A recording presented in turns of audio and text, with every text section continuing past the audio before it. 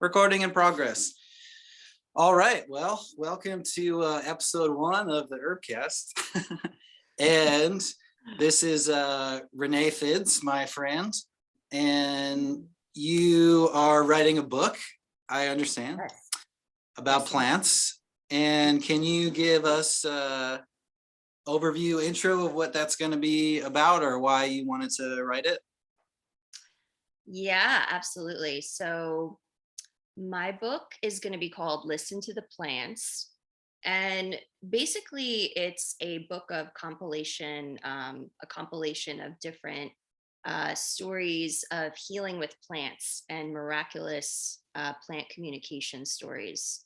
So initially, I got the idea. It was like kind of a synchronistic thing that happened that gave me the idea.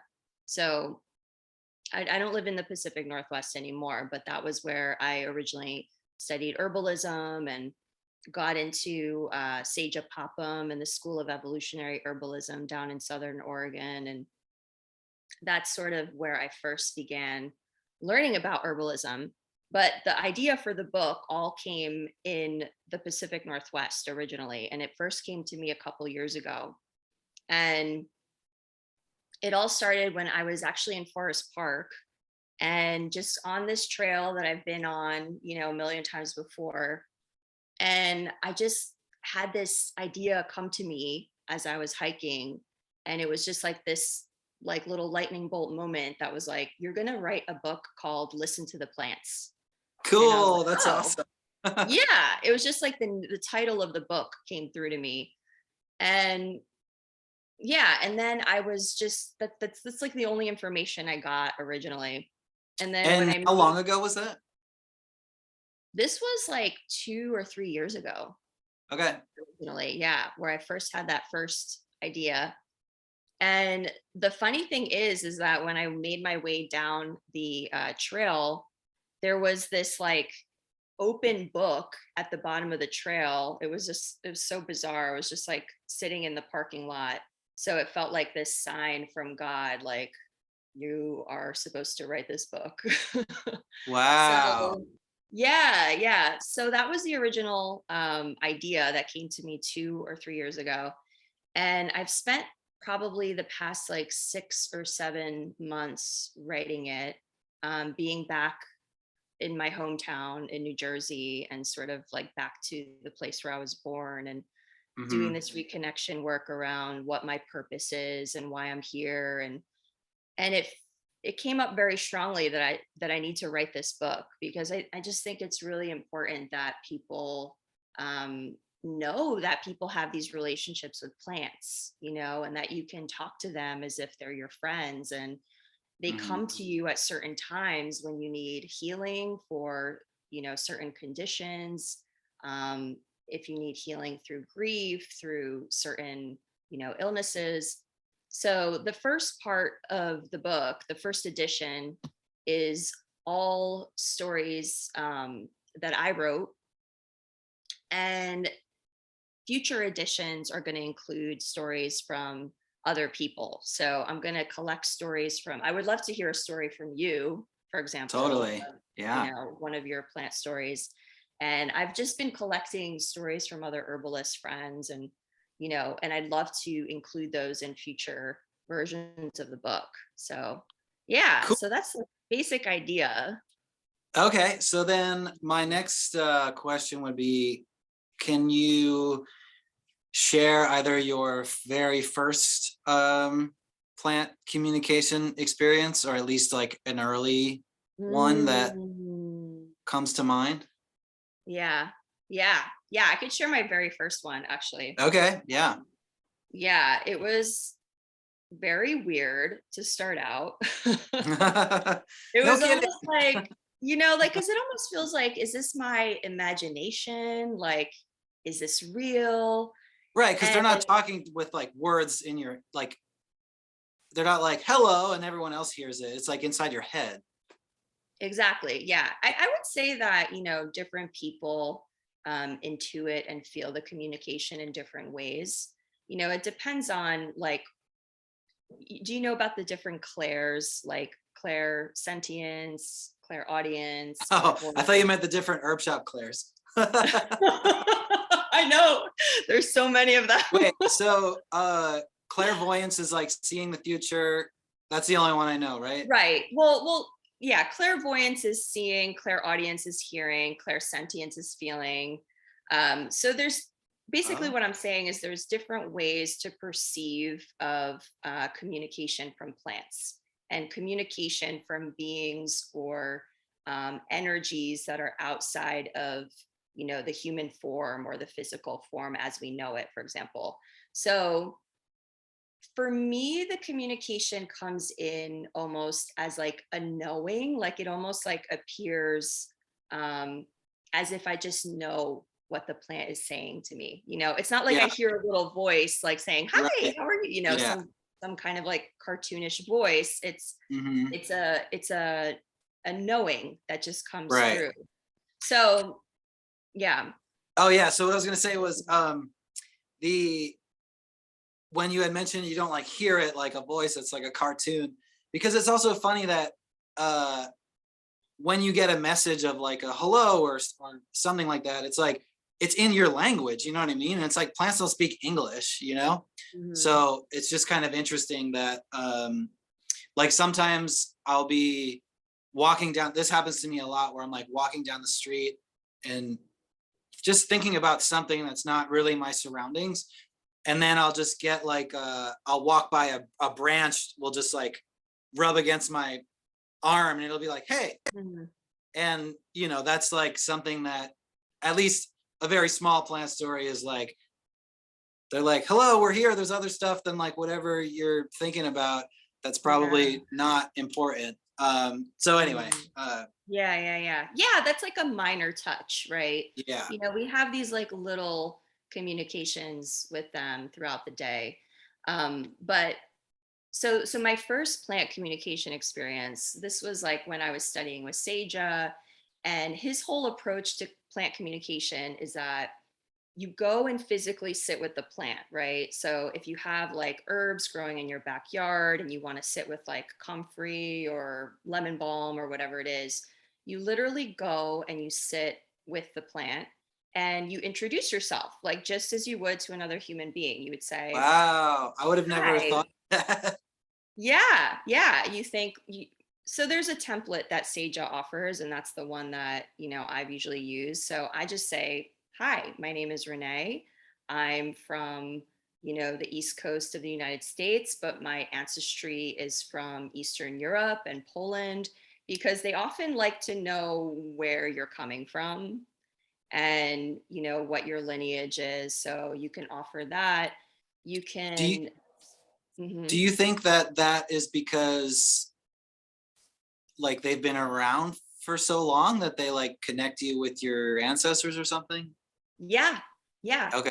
I believe that a lot of herbalism is actually ancestral work because a lot of our ancient ancestors worked with plants. Like they Mhm. didn't have the Western medical system before, they didn't have antibiotics and, they weren't able to just go to a doctor and ask themselves or ask somebody how to heal themselves. They were working with plants, they were growing food, they were growing herbs, they were growing medicine. There were like local shamans and medicine people who lived on the edge of the village who worked with these plants. So yeah, they're very old beings, they've been here much longer than we have. And so there is a difference in the way that you communicate with them in the sense where you have to zoom out. Um, it's like kind of taking more of a bird's eye view, I would say, of history on this earth and on this Yeah. planet. So yeah, that's why I would say it's important to share where you come from because of that, because of the ancestral piece. Um, yeah. So then did you get a response when he said, hello, my name is Renee, I'm from Poland or whatever? Yeah, so this is what happened. So I sat down, and it was a lavender plant, by the way. I don't know if I mentioned that. And I was just sitting there with the plant, and I first just said who I was. And then I just started sharing everything that I loved about the lavender. I just started like heaping it with all this praise and gratitude. And I was just saying, thank you so much for, quelling my nervous system and being this incredible fragrance. And you're so beautiful. And like, la la la, and just sort of all of this gratitude was like coming up for me, because like, what do you say to a plant when you first meet it? It's not going to talk Yeah. back to you in a normal way. So yeah, so for me, I was just sharing gratitude. And I noticed just in the sitting and the focusing on the plant that my consciousness started to expand a bit. And I would say it almost felt like similar to like when you smoke weed or cannabis, like you kind of like have this like, whoa, dude, like it's like expansive, like everything is so incredible and you see Mhm. colors more brightly and things are more in focus. And I was entering that kind of consciousness, and I had this like feeling to look at my hand when I was sitting with the lavender. Like the lavender, I felt like was like communicating to me and saying, like, look at your hand. And then I was like looking at my thumbprint specifically, and just like how, unique it is, and like how it's like almost like a labyrinth, like all these Yeah. patterns and swirls.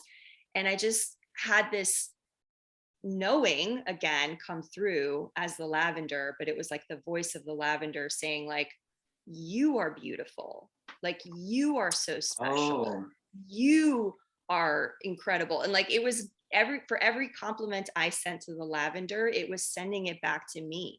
And I was just like feeling this like incredible love that mhm. I it's hard to describe. It was almost this like feeling of like um just this like being held by mother nature, Yeah. and it was just like it was this incredibly like enlivening experience. So that was my first plant sit. It And went when, pretty well.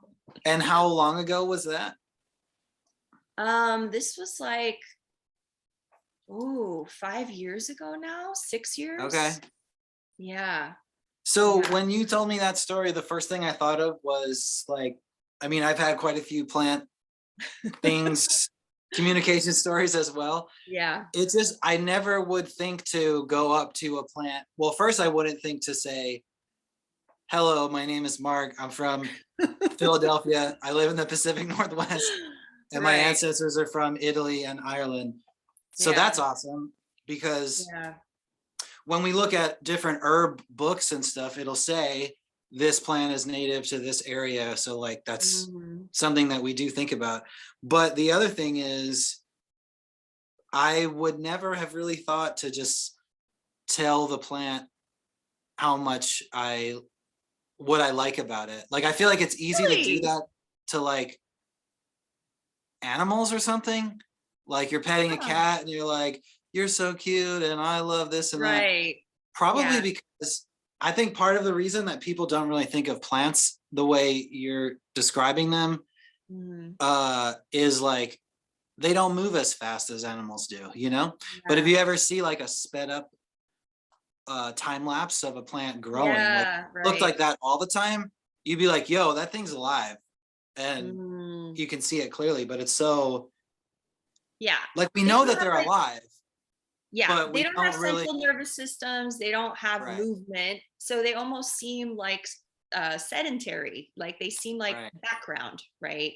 Hmm. Um, so you really have to tune more into the spiritual side of it, because they're Yeah, not going to be presenting physically as you would imagine another physical being to be. yeah. So So here's my next question. What do you, I mean, this is purely hypothetical, but what do you think might have happened or would happen in a different scenario where you just went to the plant and just like didn't say anything and just sat there? Do you think it'd be kind of like a hmm. stalemate where the plant would be like, well, I'm not talking unless you're talking? Or maybe it varies by, you know? I think that the communication can only happen if there's an acknowledgement there of the being of the plants. Got it. So there has to be an acknowledgement that it is sentient, that it is alive, that it has a Mhm. spirit. Yeah. And through that acknowledgement, that opens the doorway, that opens the portal for communication. So it's almost like you have to come to it with an animist point of view. And, Mhm. I think a lot of people, you can say animist, but this was indigenous, an indigenous way of thinking. The indigenous people thought that everything had consciousness, including rocks, water, not just Yep. plants.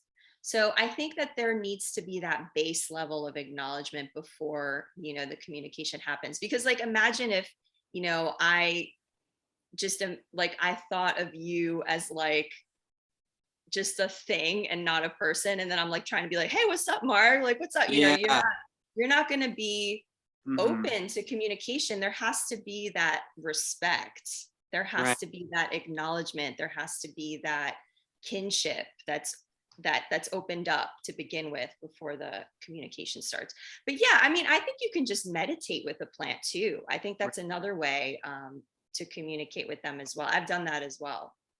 Yeah, because I actually just when you described it that way, I thought of like sitting on a train or something or a bus, and someone sits next to you, and they're just like looking straight ahead, and you're just looking straight ahead.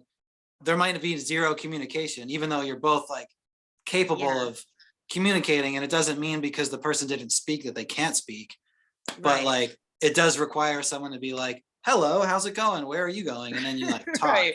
right? And Right. sometimes we're up for that and sometimes not. I mean, I know, um I've definitely asked plants things, and sometimes you get a response and sometimes you don't. Yeah. I remember I was watching this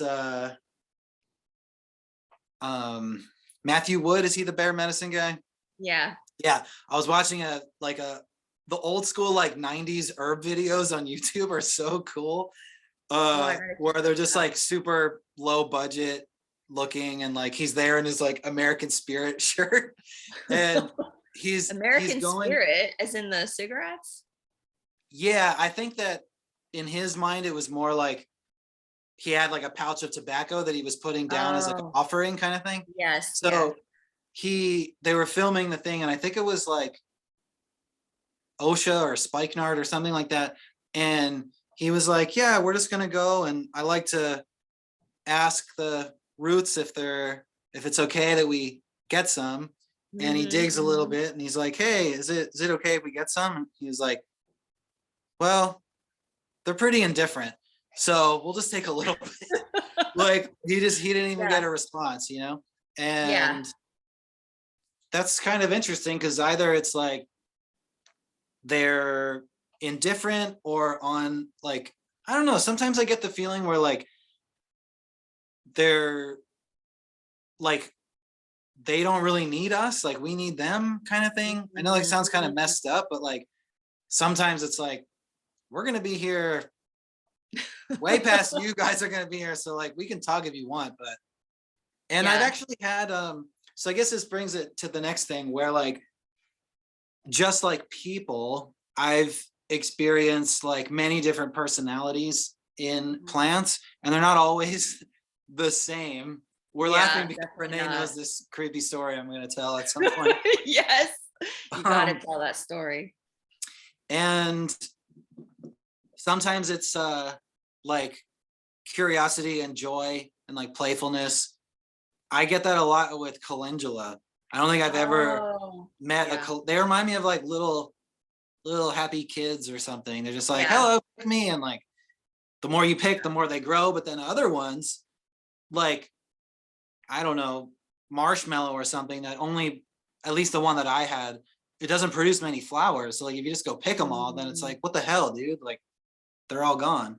But I've Yeah. also experienced like indifference where you're like, hey, is it cool Mhm. if I cut some of your leaves? And it's just nothing. Yeah. And then I've also experienced either like aversion where it's like, do not touch me, or hostility Absolutely. Yeah. There's also like some personalities that are like trickster personalities, like almost like when you think of like the fae or little people or brownies or gnomes who like play tricks on you, there's like certain plants that kind of like bring that medicine too, where they're, you know, um, I had this experience with poke, which is like known as a poisonous plant. So you have to take it at like very low dose, and some people just take like the, like an essence of it as not to Mhm. imbibe the poisonous plant. But that one to me, I experienced as like kind of a trickster that was like pulling these little, tricks on me. And, but that it was trying to, there was a lesson coming through with that. So yeah, they have so many personalities.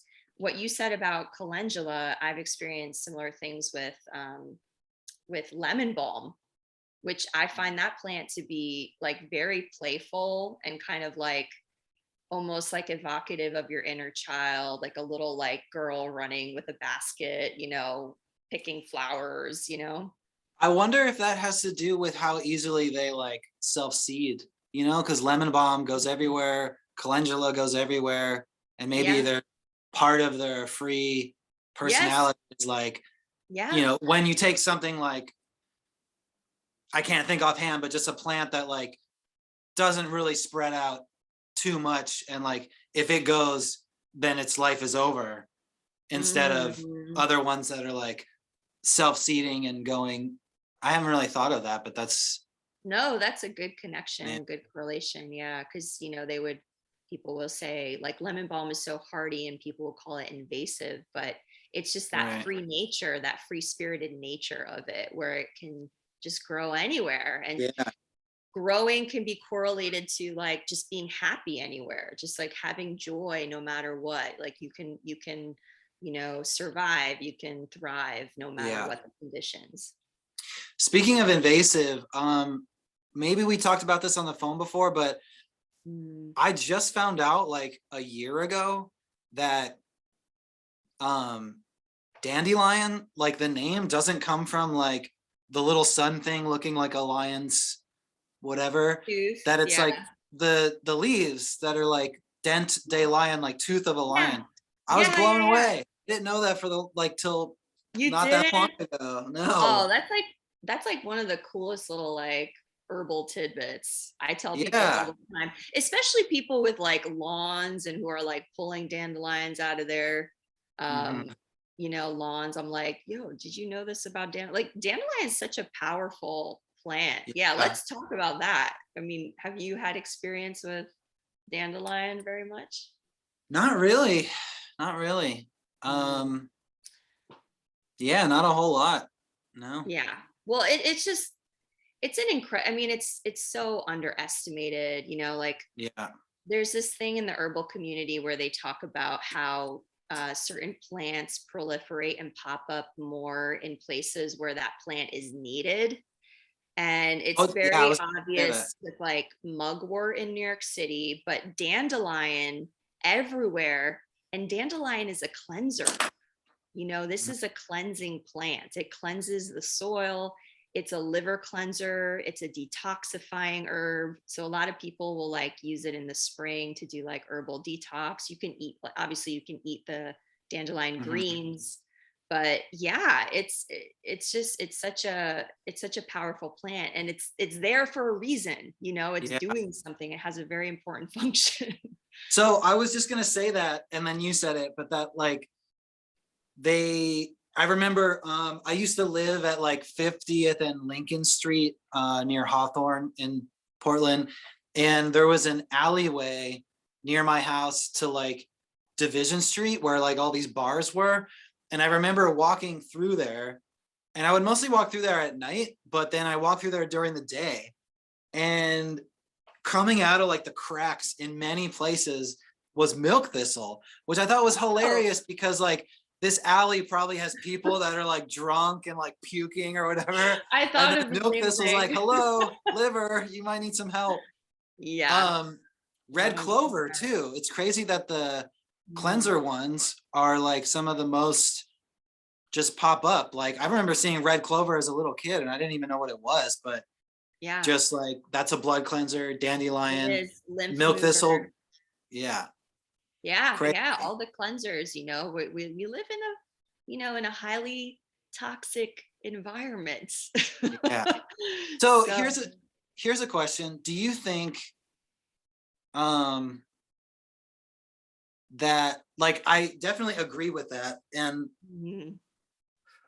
I guess the question is like, do you think that the dandelion is like that concerned with us, or it just so happens to be, you know what I mean? Like sometimes I'm I don't like, know, I haven't asked Dandelion recently, but eh, go ahead though. What are you we saying? should have had dandelion on the podcast I too. know, As gotta like a get third Dandelion on the phone.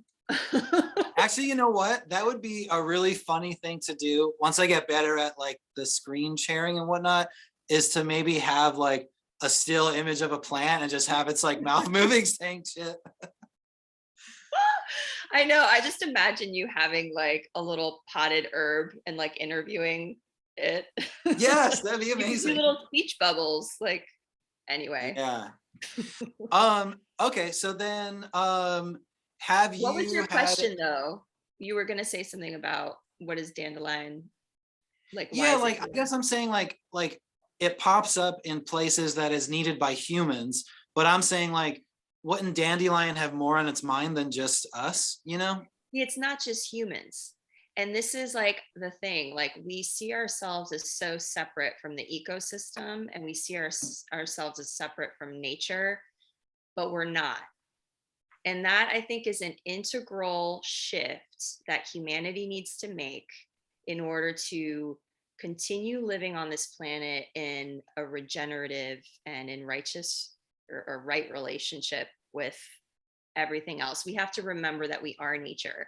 So it's not just concerned with humans, it's concerned with everything in symbiosis, and everything is affected by our activity. Like when we're dumping chemicals in the water and the soil, when we're using Roundup or pesticides, all of the beings in the soil, the microbes, like everything that's, trying to generate life is affected. So it's not Mhm. just humans. We're just a small part of it. I mean, we Right. obviously we create a lot of effect, and what we do creates giant ripple effects, but yeah, we're Do part of the puzzle.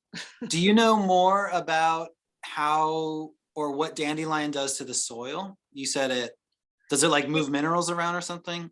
yeah, I believe that it has a cleansing effect. So I don't want to say that it works in the same way as like cover crop, because that's like what red clover does, where it, Hmm. I think, adds nitrogen to the soil. Yep. But I don't know exactly. I just know that it has a cleansing effect on the soil. I don't know Cool. all the scientific, Okay. um, yeah, the actual mechanisms there. But because I focus on what dandelion is good for in the human body, but Right. it Yeah. would be good to expand the awareness. Yeah.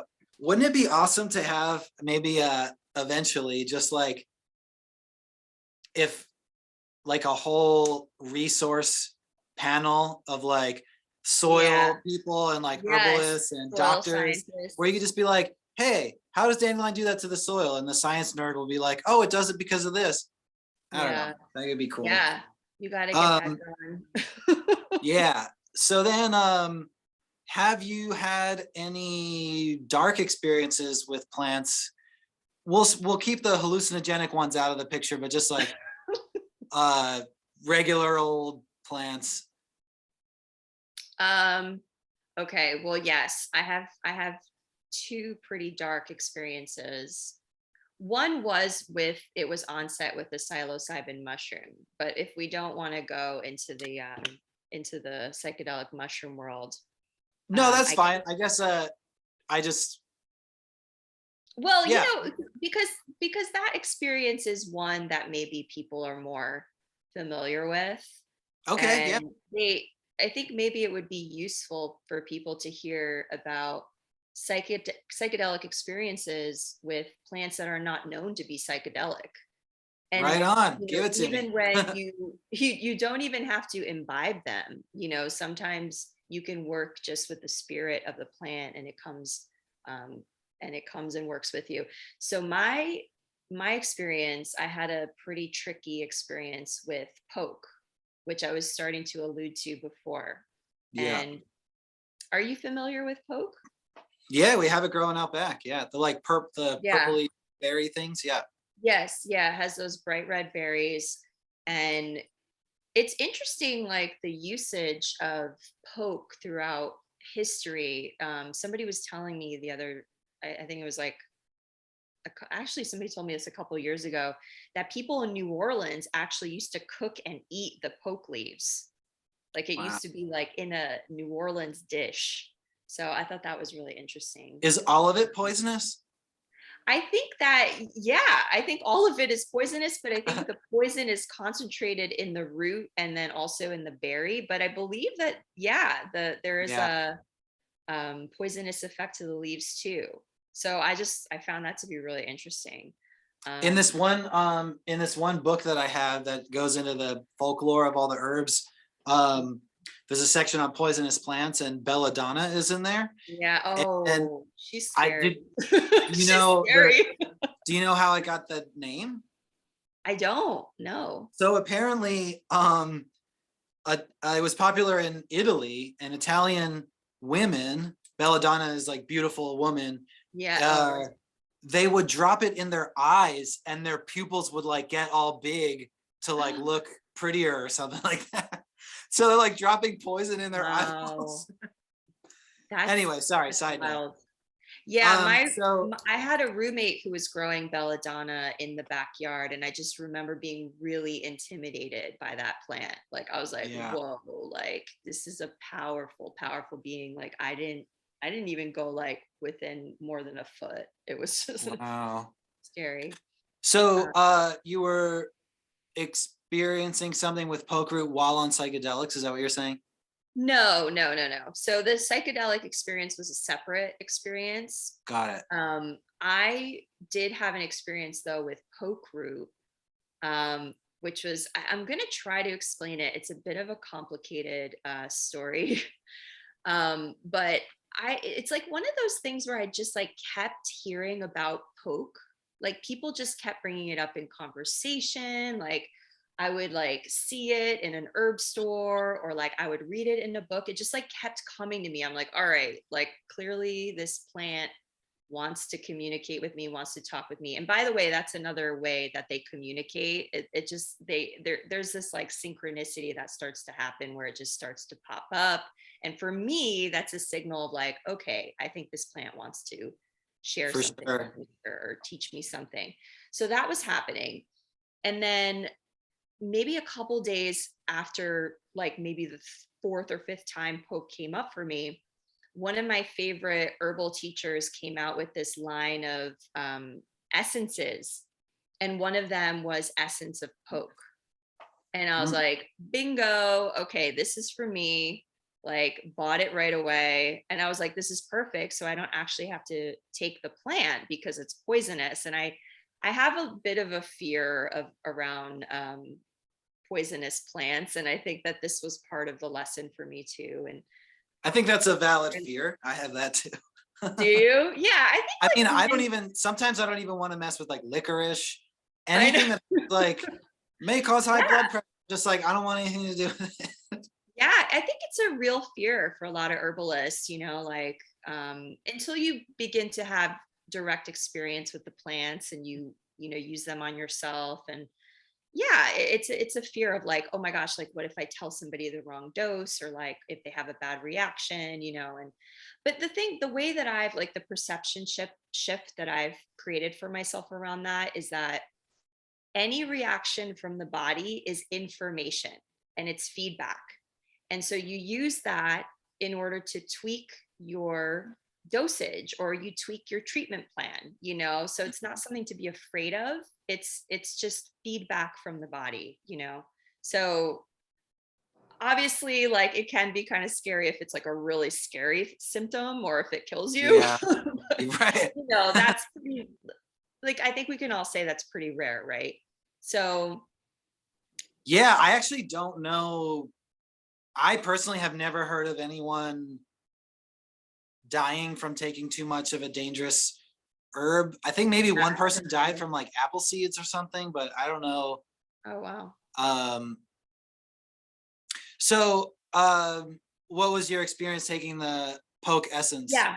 Yeah. So it's so funny because this involved another person in my life as well. And me and this other person were having some challenges around like boundaries and, you know, we were just kind of triggering each other a lot. And it was So you funny because poisoned them. I'm just kidding. Sorry. no. Um, so we were both actually working with Poke right around the same time, and Poke was like coming to both of us. So it was this like strange like trio situation that was happening. And I actually had this dream one night while it was like during, while I was taking the Poke essence. And my dream was that um, there was this like woman and she was a shaman. And I've actually seen her in my dreams before. And she's like helped me with other scary dreams. Like she kind of shows up and like cleans stuff up and like helps me That's out. amazing. It kind of is amazing. Yeah. She's like appeared to me like 2 or 3 times in my whole life. And she's just this like beautiful, like, I think she's like a Latin American woman. Um, but anyway, in the dream, I remember like standing at the head of my bed and I was just like terrified. And this shaman was like, she was holding this like wizard staff and she just like started poking me, like, Whoa. right? Yeah, she was poking. And it was like, this is the poke plant, oh my god. But it was it was like poking me right in my solar plexus, which was funny. And then I just like woke up and I just was like, it's like when you wake up with a start. And so through my experience with this plant, what I was being shown was that um so I also want to mention that the solar plexus is like the seat of your personal power. It's a place where you speak your boundaries and you talk about your preferences, and that's kind of how you create your circle of power, right? Mhm. So it was interesting that the the solar plexus for me was being kind of poked and prodded as if like, there was something that needed to like come out there, or like I needed to see something about this part of me. And the lesson that came through was that I was not really honoring my own boundaries in relationship to this other person. And I was not like speaking my boundaries, and I wasn't like holding I wasn't like in integrity with myself in terms of my personal power, my boundaries. So that's what the poke plant sort of showed me. And it was just through this, it was kind of scary because of the dream, and and uncomfortable, but ultimately it was this like incredible experience. And I believe that the poke spirit orchestrated this situation. Wild. Yeah. Do you recall the description of poke essence? Like, was that in there about boundaries or anything? I don't remember what the description was on the bottle. Um, I have I it don't, somewhere, but I'll have to yeah, I look. don't know if my essence book is close by. I was just curious if it said like what it was for. Not that it can't be for Right. anything else, but just curious. Yeah, yeah, that would be interesting to know. Sometimes I have experiences with plants that don't actually correlate with what people say they're good for. And I think that this is another important point about working with plants, is that you shouldn't always go by what people tell you it's good for. Like St. John's Yeah. wort, it's good for depression, like Hmm. plants are way more multidimensional than that. They do a lot more than we think they do. Yeah. So I would all like, yeah, use that as a baseline foundational knowledge. It's really important. but it's only through direct experience that we really come to know like all of the gifts and all of the different, things that a plant can offer. So yeah, Awesome. but I know that poke is good for moving lymph, in terms of Yeah. physically. That's just one way that you can use it. There's obviously many different ways. But yeah. So it wasn't Cool. that. You should share your dark story about Yeah. So let's see, this would have been about 2 years ago. It was like the beginning of COVID where I wasn't really doing much, just kind of chilling at home. And Mhm. I was collecting a lot of tree resin, and I was having fires like every night outside of my house. So I Mhm. wasn't like eating it or making stuff with it. I was just like taking a little chunk or a little piece of bark at like the bottom of the tree, um to like, and it was a little fire starter. I just thought it was cool. Um but I kind of got in this mode of like, where's the next tree I can grab some sap from? Mhm. And was just like, that's really all I was thinking. It was just Yeah. about, oh, and burning it on coals because it smelled good. Um, Mhm. and I went to this one park. Uh, I guess it's called Mount Scott Park, in Mount Scott in Southeast. And I took some of the sap. These were like pine ish trees. I don't know exactly. Um, and then that day I went home and I made an oil with it. So I like mixed it in coconut oil, strained out all the tree parts, and then it was like this like piney kind of oil. And I took a shower, and I don't use like lotion or anything, but I was like, well, what am I gonna do with it? I was like, I'll just like put it on my arms and like, it smells good or whatever. I might have put it on my legs, but I think just like on my arms. And then I'm like in my room getting dressed and stuff. And I kind of like was like, ooh, I kind of feel the tree spirit a little bit. And I was like, that's nice. Like I kind of feel the tree. And then Can I ask, what did it feel like when you say you felt the tree? it was almost like it was kind of like a warmth or something, like it was inside of me, like Mm, a warming sensation that was like, oh, I feel like if you, I don't know, maybe like think about something or someone you really care about, you get kind of warm and fuzzy, kind yeah. of like that. Nice. Oh It wow. was very vague. Like it was just Mm, like a very short little glimpse, and it was just like, oh, the tree. Like it just felt it kind of vaguely all over. yeah. And then I was like, oh, that's nice. And then I didn't really think much of it, and I'm getting dressed. And then all of a sudden I got this kind of really dark feeling, and like a sense of doom kind of like came over me. And I was like, oh, that doesn't feel Ah, good. And then immediately it kind of started like, I got this like old, like a grumpy old, like grandfather tree kind of scary vibe that yeah. was like, Wow. it was definitely bigger than me. I mean, it's a tree. It didn't look Mhm. like a tree. It was just kind of like didn't really look like anything, but the feeling I got was kind of like a old, like wizardy grandfather looking. It was definitely a masculine energy.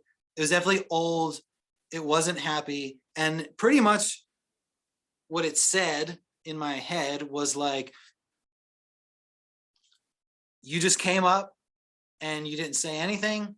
You just took from me and you left, and you Oh, just take, and that's all you do. And I was like, okay, this wow. isn't happening. This isn't real. I'm not thinking about it. Like, shake it I'm off. getting like total tree beard vibes from like Lord of the Rings.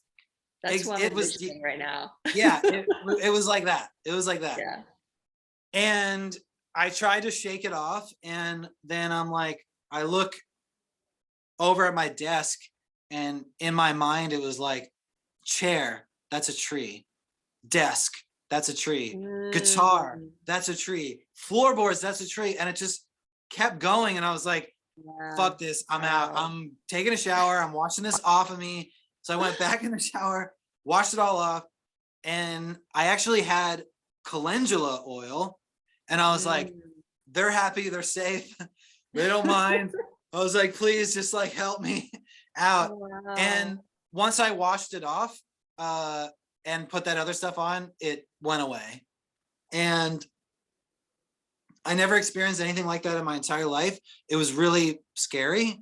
The Yeah. only thing I could think, it was almost similar, like doom of like a bad trip or something, where it's just like Oh, some otherworldly feeling of like yeah. not goodness or something. And I Mm, was in shock. I was scared, but it was gone. But I was also like, well, it could come back. I don't, am I like bonded with this thing forever? I just like put yeah. its blood all over me. Like that's the tree sap is like the tree's blood. And I'm just like, hello, I'll take your fucking blood and just rub it all over me. Ha ha ha. Right. And so the next day I thought, well, maybe I should go apologize. Yeah. Which I've never apologized to a tree, but here we go. Wow. And so I took the bottle with me and I went to the park and I parked my, or maybe I biked there, I forget. And I wasn't even sure if I was going to remember which tree it was because there was like a bunch of the same looking tree in that Yeah. place. And Yeah. I entered the park and it was like something out of a movie, like an old Western where like I saw it and it saw me and it was like, dun, dun, dun, dun. I was just Wow. like, hi. And I walked, up to it and it wasn't communicating with me at that time. I just was like, okay. I looked up. I didn't even look up at the tree before. I was like, Mhm. hello, I'm really sorry. I don't know exactly what I'm supposed to do, but here's the rest of it. And I poured it on the tree. And I was like, I'm sorry I took your stuff. I won't take your stuff. And I think I said something like, please don't haunt me. And then I left. Wow. And it was very short.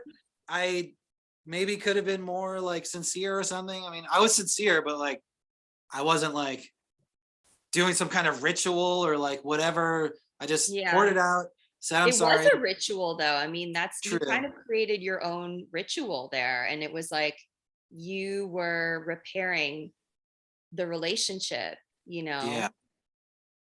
And then I didn't really get direct communication from the tree, but as I was leaving, I looked around and the trees looked kind of sick. Like they just didn't look Mhm. good. Wow. And I was thinking that maybe the trees need that sap for whatever Mhm. healing they're doing. Because most of the time it comes out at like a wound or a infection or whatever, and it seals it up. Or like Yeah. if you cut Yeah. off a branch, it'll seal it, right? I mean, I'm sure it does other stuff, but that's Yeah. so I was so freaked out and I had so much time to sit around and think because of COVID. And I was already just just sitting by the fire every night till like all hours of the morning, just thinking. And I remember like I was sitting on a hammock tied to a fig tree and a pear tree. And I was like, oh God, I didn't even ask them. I'm just like hanging my humanness off of this thing. And like, and then it just really started, I really started being like, I had an entire garden of like 30 medicinal plants. And I was Mhm. like, this year, I'm not touching any of them. And I just left them to Yeah. grow. Maybe I took some calendula or something I knew was safe, but I was like, this year, I've taken too much, like no more taking Yeah. from me. You did. And it kind of dawned on me that like I was really only growing them to take them. I wasn't Mhm. growing them to watch them grow or to feed the bees or whatever. Yeah. It was purely selfish. Yeah. And like it's interesting that you had such a perspective shift that probably stays with you now, even, as you work with plants. And it presented in such a like scary, like nightmarish sort of way. And I recently, there's this teacher that I have, Toko Turner, and she talks about like nightmares and really scary experiences. And she talks about them as just like the volume being turned way up. So it's Well, almost like you can look at it that way, where there's like a message trying to come across to you, but it's just like way louder than usual because maybe the other ways that, were trying to come through for you weren't landing. So sometimes like yeah, somebody's got to get up in your face and like shake you and like be like, yo, and it's scary. It's scary, but it just seems like it was such a powerful lesson for you though. yeah. I also think too that the I had been taking from so many trees that it is possible that he knew that and was like, You might have I'm like not. tapped a grandmother tree or grandfather tree. So, Do you know the concept of that? There's like, they call it a grandmother tree that actually acts like as a bastion and like the head of communication for the rest of the grove. whoa, I did not know that. Yeah, yeah. I could send you an article about that. There was a New York Times article that talked about it. But speaking of that, I can't remember if it was before or after. I think it was before, where there was another tree, a very strange looking pine tree that like the I don't know how to explain it. The branches kind of like go like this, and the pines come out in these like little segments of like a bunch here, a bunch here, a bunch there, like a little triple thing.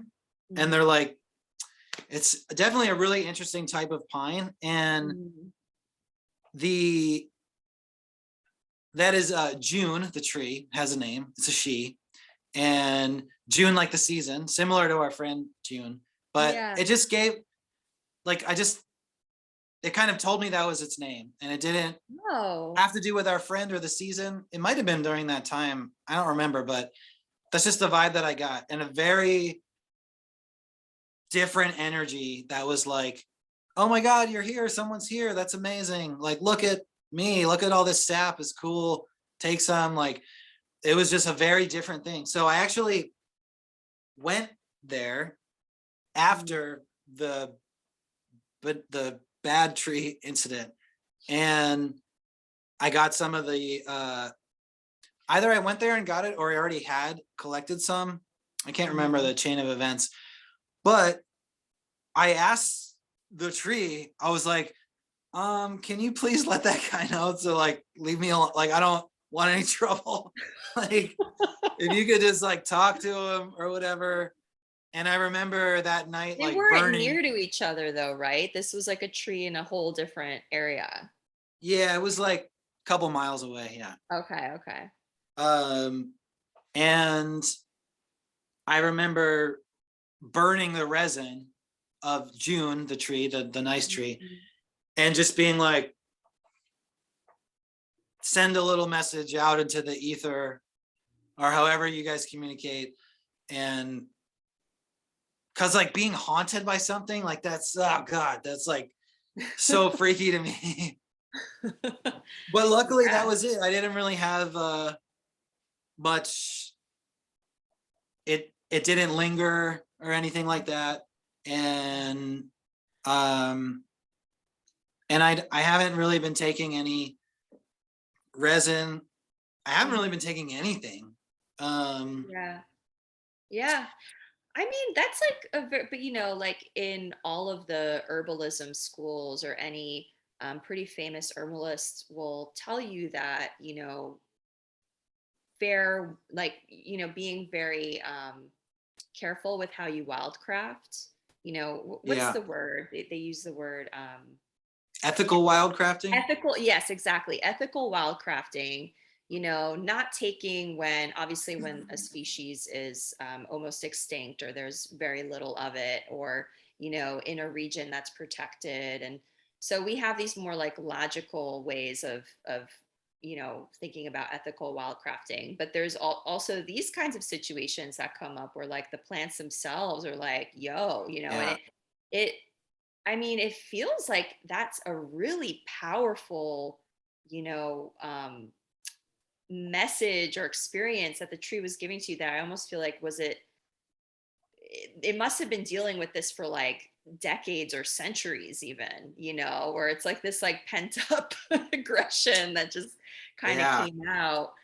And because how long have we been in this cycle of really dishonoring Mhm. nature, like even pre-industrial revolution, and it's Mhm. been a long time. So there's going to be ghosts that haunt this land, where Yeah. people who have not been living in right relationship have created these really unhealthy dynamics with the land that we live with, or that we Mhm. live on.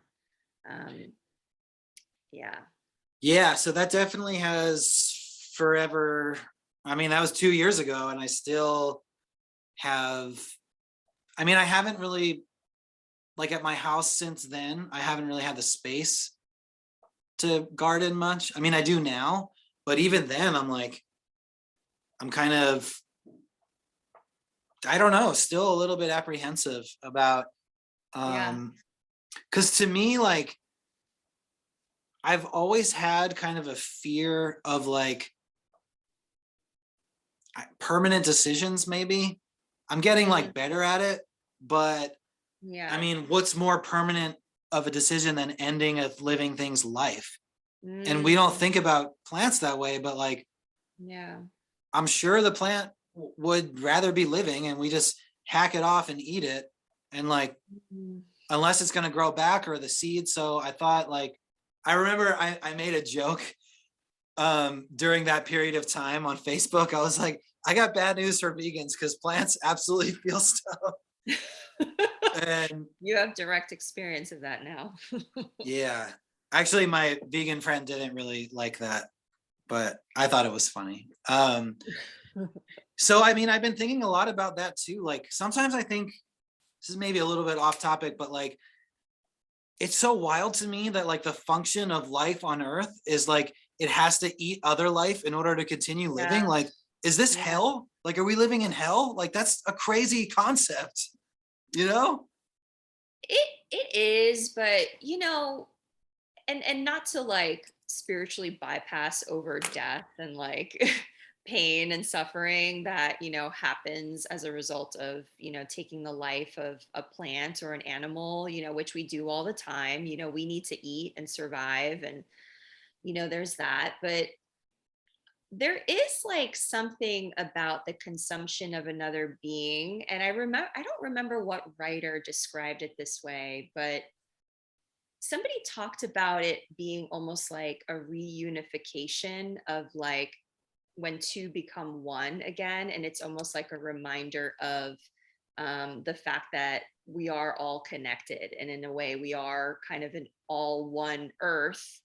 And when one Yeah. being consumes another, it's almost like it's giving its life, and it's the end of that being's life, but it's also giving nourishment and energy to another being, which is like the Mhm. ultimate act of love in a way. And it's like Yeah. it's hard to think about it that way, but I sensed a bit of truth in that. And animals don't seem to have as much of a problem with the whole like carnivorous, like Right. food pyramid and eating each other. It's like they kind of are in more acceptance of it, it seems like. Maybe um, it's more of like an ego thing that I'm assigning like yeah. human thing onto plants, that Right. maybe plants don't really care. I mean, I don't know. It's just like I still don't know what. I mean, there's no way around it. You can't. I mean, I did think of that. Probably the most ethical thing to eat would be like fallen fruit, and maybe saving the seeds or A something. fallen So fruitarian. I have been when I get food in the store and there are Mhm. seeds, not always, but I'm trying to keep them and at least Right. let them have another life. However, I will say that it's not the same when I buy it in a store, because like the karma is already with someone else. To me, like I'm second to that. I'm talking about like actually pulling something out of the ground and saying your life has ended. And maybe that's kind of dark, but that's what that tree experience has been making me think about. Yeah. But you're right. Animals just don't really, yeah, I don't know. I just like watch nature documentaries and you see these like fish at the bottom of the ocean with like these crazy teeth, and like all they do is just like end the lives of other fish. It's just like, I don't know. It's like, that's kind of wild, but it's something that I've been wrestling with about. Maybe that's just like a too small of a perspective to have on like what's happening, you know, like in the bigger scheme of things, it's just like elements that are coming together and being consumed by other things, and like we were all once exploding stars and all that stuff. So yeah, maybe I it's think it's like a one facet, you know, and I think there's probably a reason why you're fixated on this. You know, there's something that you're trying to process, or like some sort of conclusion you're trying to come out, you know, out of this experience with. And that's the incredible thing with plants. When you have these experiences, they like, it's not like it happens and then it's over. You like spend like sometimes years integrating like what happened, and there's like layers of meaning that unfold over time, you know. And it's like next year you'll probably be in a totally different place with this tree experience, and like grappling with like another layer of meaning of like what like this is brought up for you. But yeah, I think like what you're talking about is just maybe like one facet, and there's like so many other ways to look at this. And but yeah, yeah, we were talking about that the other day, about things, a different subject, but about how it's hard to conceptualize, but many different things can be true and untrue at the same time, depending on how you're thinking about it. I think that humans are really trying to learn this right now. Yeah. With, you know, I don't know if we want to get into this, but you know, the divisiveness of, you know, people on one side and then people on the other side. And it's like people are trying to be missionaries and convert other people to their side. And it's like we have to really allow people to believe what they want to believe, and allow them to have their own point of view and be okay with that. And you know, I know there's a discussion of like when somebody perceives harm happening, you know, and then it's like, okay, well, when do I intercede if this person, what they're saying is harmful? But you know, the perception of harm, I think, is very different than actual harm. So you know, like I see a lot of situations where I'm just like, people need to allow other people to have their own points of view and to have discussion, because discussion is not dangerous. And that's what I think people are saying. It's like, oh, this misinformation, like a lot of stuff that's out there is dangerous. No, that's not what's dangerous. What's dangerous is people's reactions to the perceived harm. And that's when people get violent, and that's when people blow up, and that's when people do things they regret. It's the reaction to. So yeah, I mean, no, I believe you. And that's like, we'll see. We can get into some of it, but maybe because we're probably approaching almost an hour, but is like, in many different things, whether it's health or politics or whatever, is like, there's so many times when, like, if we think about, you know, 20 years ago, if someone was like, you know what, I don't think Iraq has WMDs and this could be like really bad, they'd be like, that's misinformation. And then we go in and we kill a bunch of people, and then we realize that actually wasn't misinformation, you know?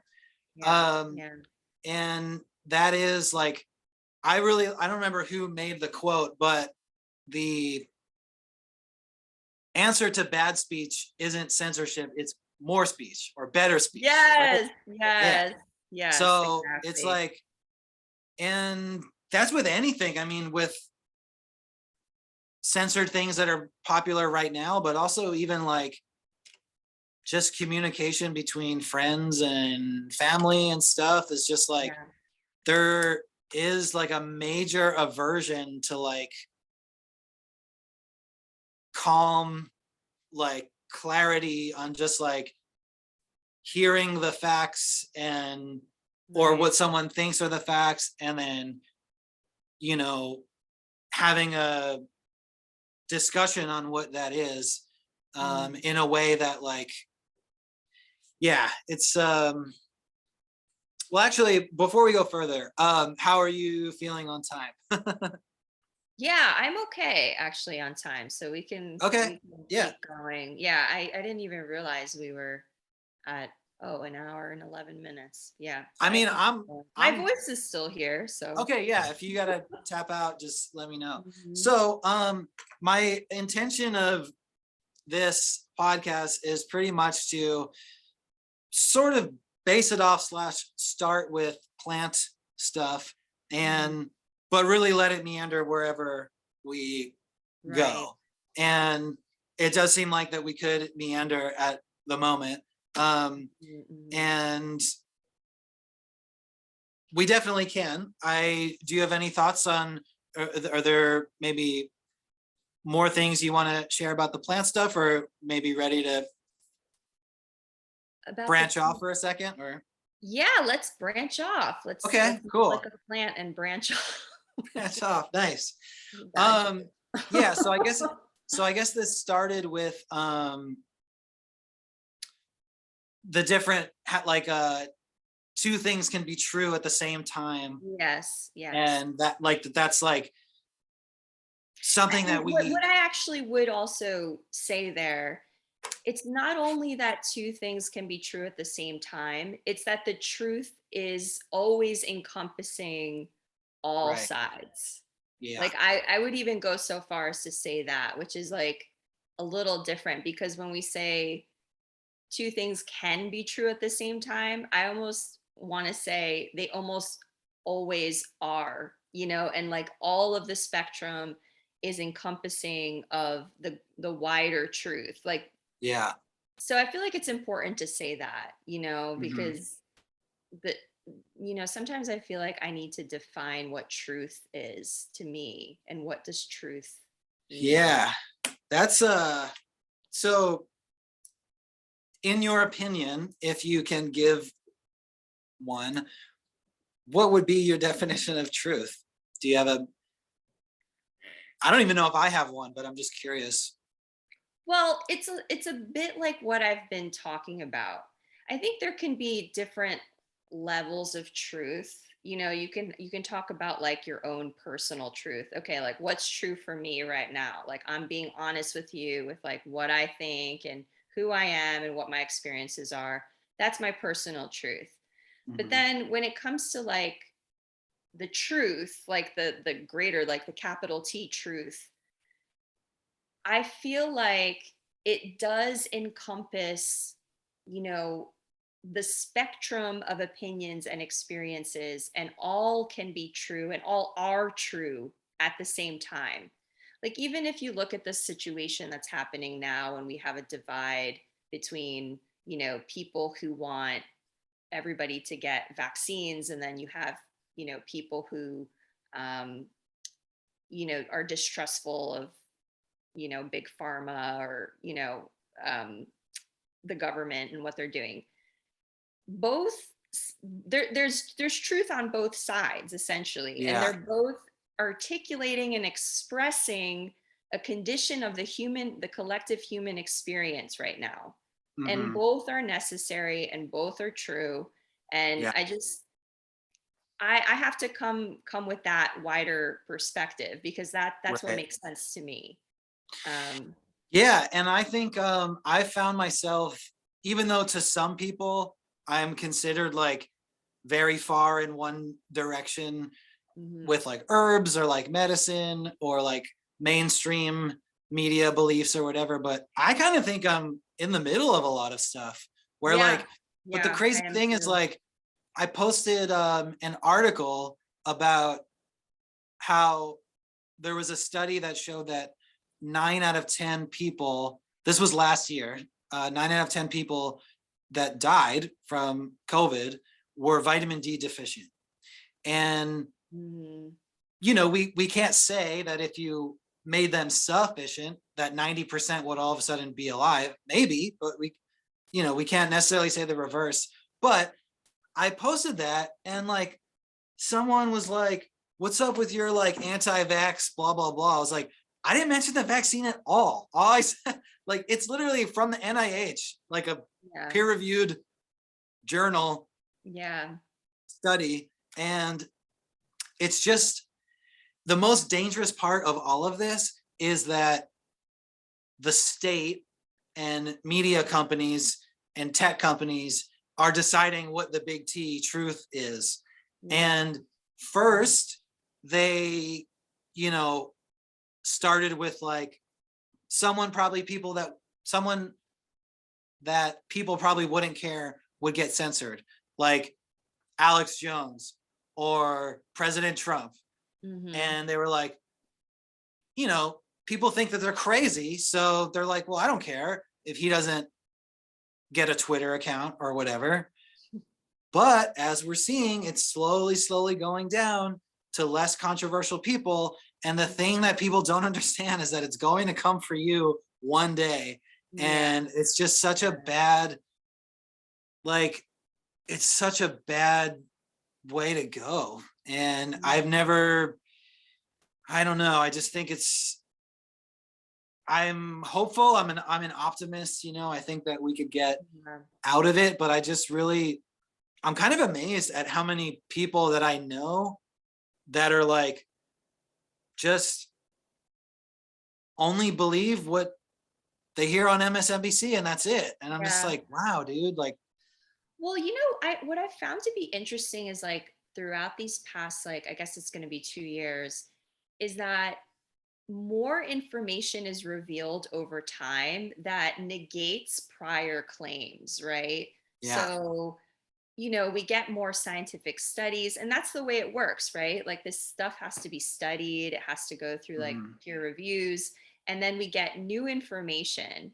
So that's like what I've been thinking about a lot. It's like, how do you make like rules and how do you take actions in the moment without the complete picture? And like you have incomplete information, right?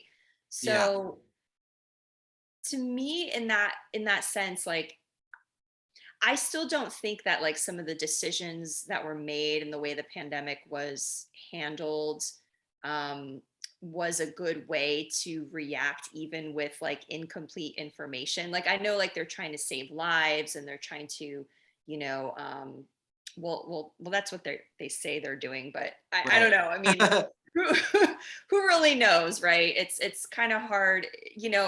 I feel a lot of mistrust now after this past 2 years because I've seen things so poorly handled, and we've seen things that, like, there have been things that you would think were common knowledge, like if you get a virus, then you have immunity afterwards, right? That's like something that's kind of like common knowledge, right? But then that was questioned and it was like, that was never discussed. And then it came out 2 years later. I think it took them almost 2 years for them to say, well, yeah, natural immunity does exist. And in fact, it is in some cases more robust than having a vaccine. And, and I know there's a lot of like unknowns in terms of like how long the immunity lasts and how do people prove that they have immunity or prior infections, so it's like, it's interesting to me, but like, to me, I've just seen this like pattern of like a cascade of like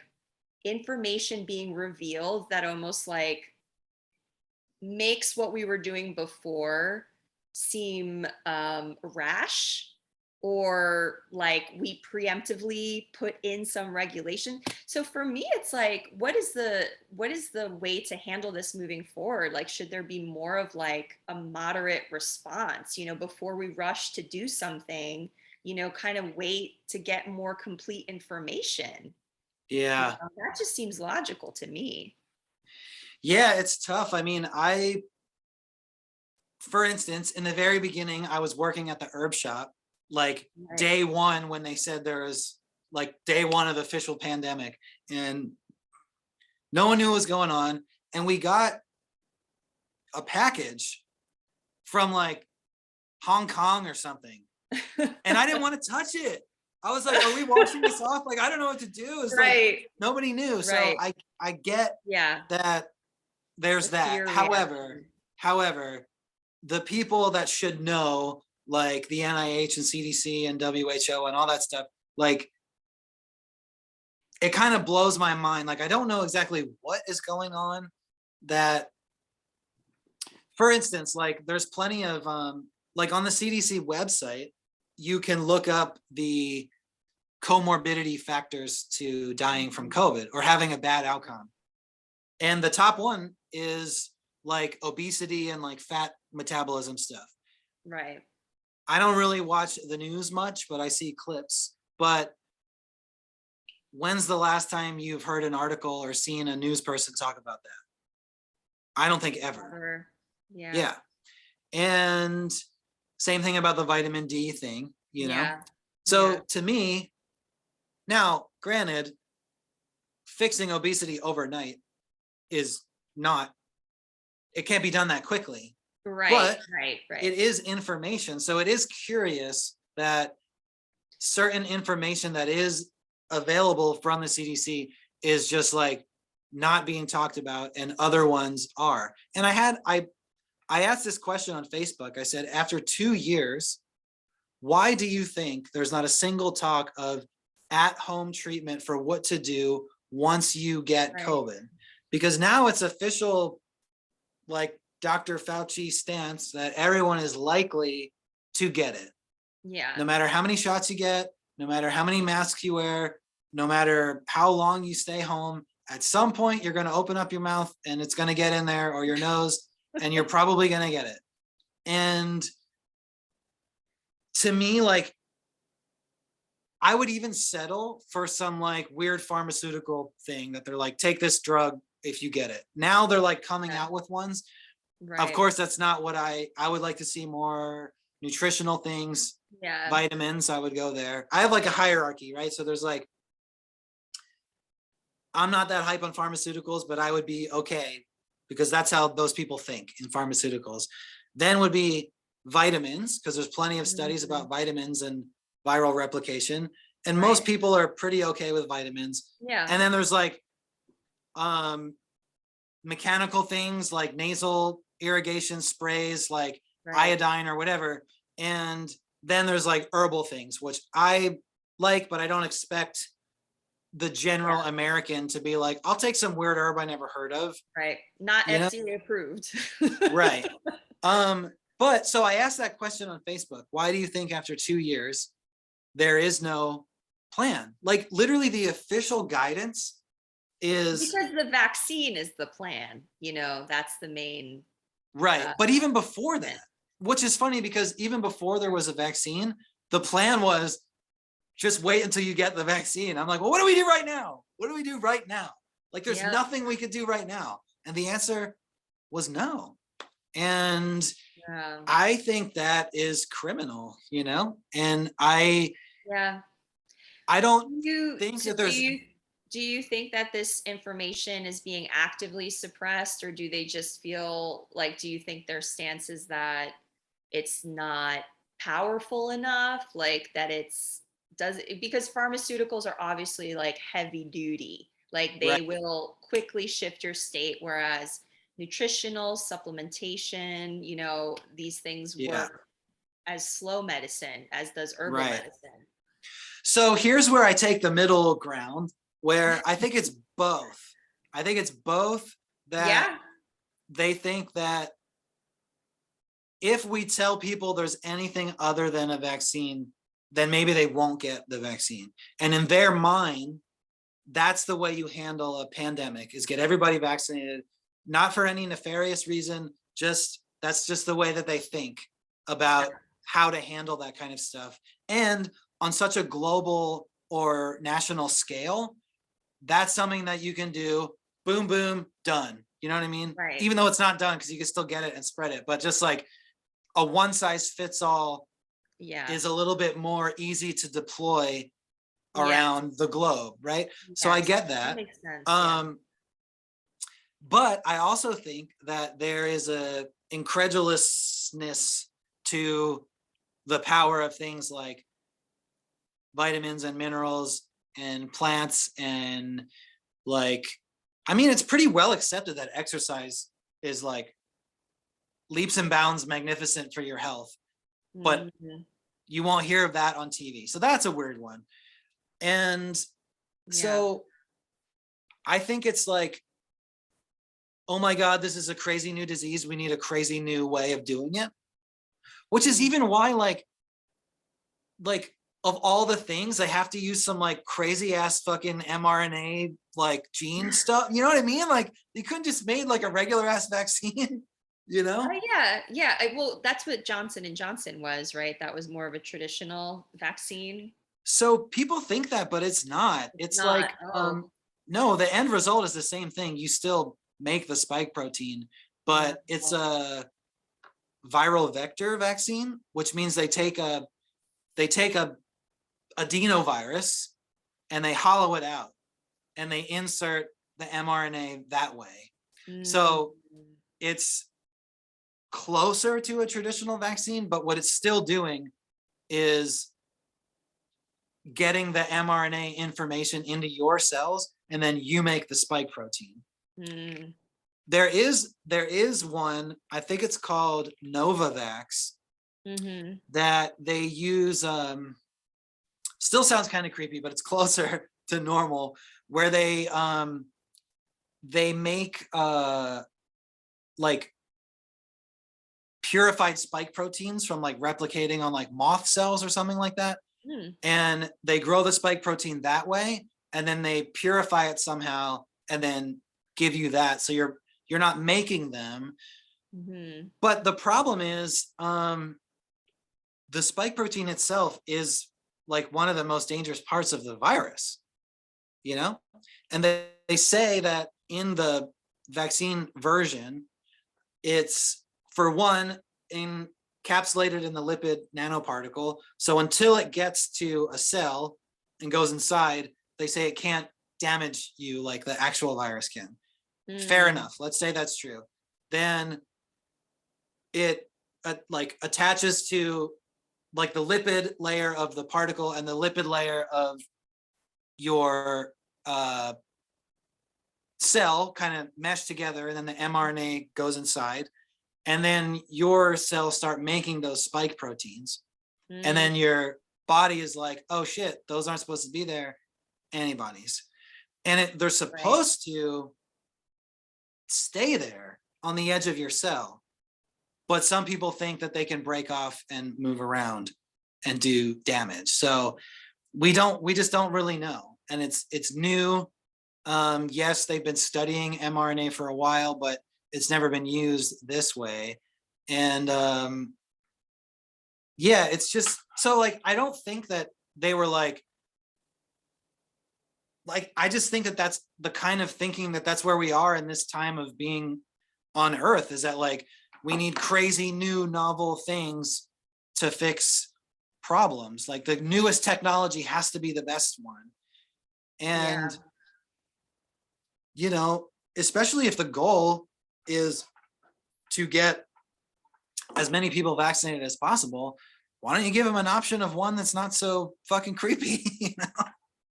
Yeah, which is what the Novavax would end up being. But Right, exactly. like what I still don't understand, and I'd love to get your perspective on this. So you're familiar with the Great Barrington Declaration, right? I am. I don't know all of the ins and outs of it, but I think maybe you could explain it more for me. But I have heard of Yeah. that. Yeah. Well, essentially the essence of it is focused protection. And this was like signed, it was like a declaration that was signed by epidemiologists from Harvard and other, prestigious universities. And well-trained professional experts in their field. Yeah. And literally at the start of the pandemic, they wrote a letter, and there was, I think there's like a million I don't know how many signatures there are on it now, but it's just been Yeah. accumulating signatures. But the whole idea was to enact focused protection so that we would protect the most vulnerable people. So people who are immunocompromised, elderly, people Mhm. with comorbidities, and we would get those people vaccinated first, and that we would apply the most protection to those people, but then Mhm. let other people who have less risk and less chance of potentially getting severe disease from COVID, you know, Mhm. go on with their life as usual. Yeah. And you know and it also talked a lot about the mental health repercussions of isolation, of Mhm. masking, particularly masking children in schools, where, actually now there was like a study that came out, or somebody was saying Um, how, Sorry, can I pause you for 1 second? yeah, So I just have to, I'll be back in 1 second. I just gotta yeah, go tend to something real quick. Be right back. yeah.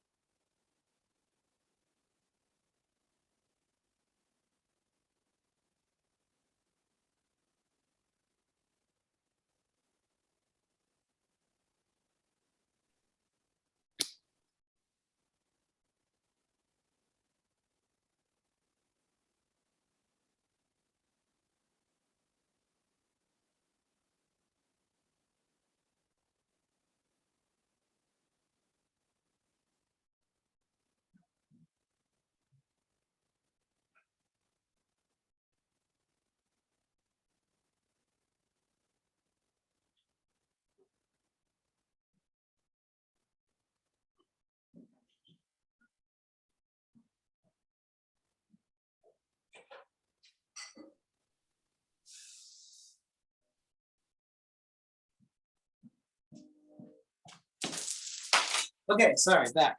Um, so Oh yeah. Great Barrington Declaration, focus Yes. So protection. yeah, so my question is, why was it not possible to enact focused protection, rather lock everybody down, mask everybody, including children, for 2 Yeah. years? Is it because they think that, I think that what they're saying is that the virus is so unpredictable in terms of where it can cause severe illness, but I don't know that that's true in practicality and what we've actually seen. Well, I don't really know. I think part of it is that if you give any nuance to just like vaccinate the planet, then I think that they see it as going against that agenda. And I'm saying, not necessarily a nefarious agenda, but I just think that they don't really think of nuance that way, because those doctors are very credible, and people, for instance, like other countries, some of them did that. Yeah. I think Sweden was one of them, and they're doing pretty fine right now. And you take a look at something like Florida, where I mean everyone's cases are going up and down. It's hard to compare, but Yeah. they're pretty much back to normal. And they made sure like all of their elderly were vaccinated, and monoclonal antibodies to whoever wanted them, and all that stuff. And they were just like, we're gonna go back to normal. And like, if you are really scared, get a vaccine. They're available, they're free. If you want monoclonal antibodies, we'll try to make them available or whatever. And But but there's a shortage of those in a lot of different states. Like a lot of yeah, places you on can get purpose them. too. The president was like, we're not giving Florida anymore. That's like insane. Yeah, this just this whole thing,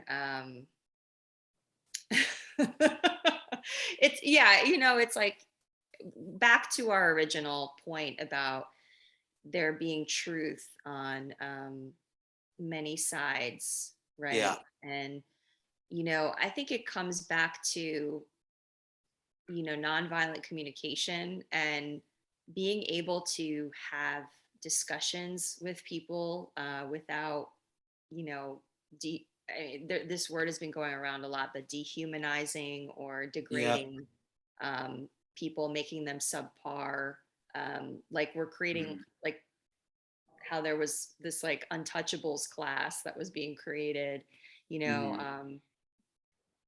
I hope that that is at least something that people are seeing, like coming out of this, like maybe when they're like, oh damn, I disinvited my, you know, my granddaughter from Christmas for 2 years, and like Yeah. what's going to be the reflection in a year from now on that kind of action, and the repercussions of those kinds of, ways that people have cut people out of their lives. And Mhm. um, I'm just kind of hoping that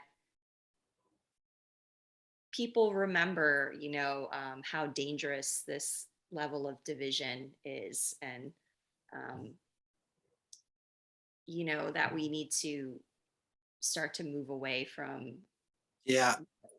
this high octane fear Mhm. of this thing. Um, Also, yeah, the other like side of it is that you can still get COVID if you're vaccinated. You can still spread COVID if you're vaccinated. And maybe it like lessens your chances of getting it or lessens your chances of spreading it. But I don't think it's nearly enough to have mandates or be scared of people that aren't, especially if you've already had it, you know? mm, And that's like, there's no,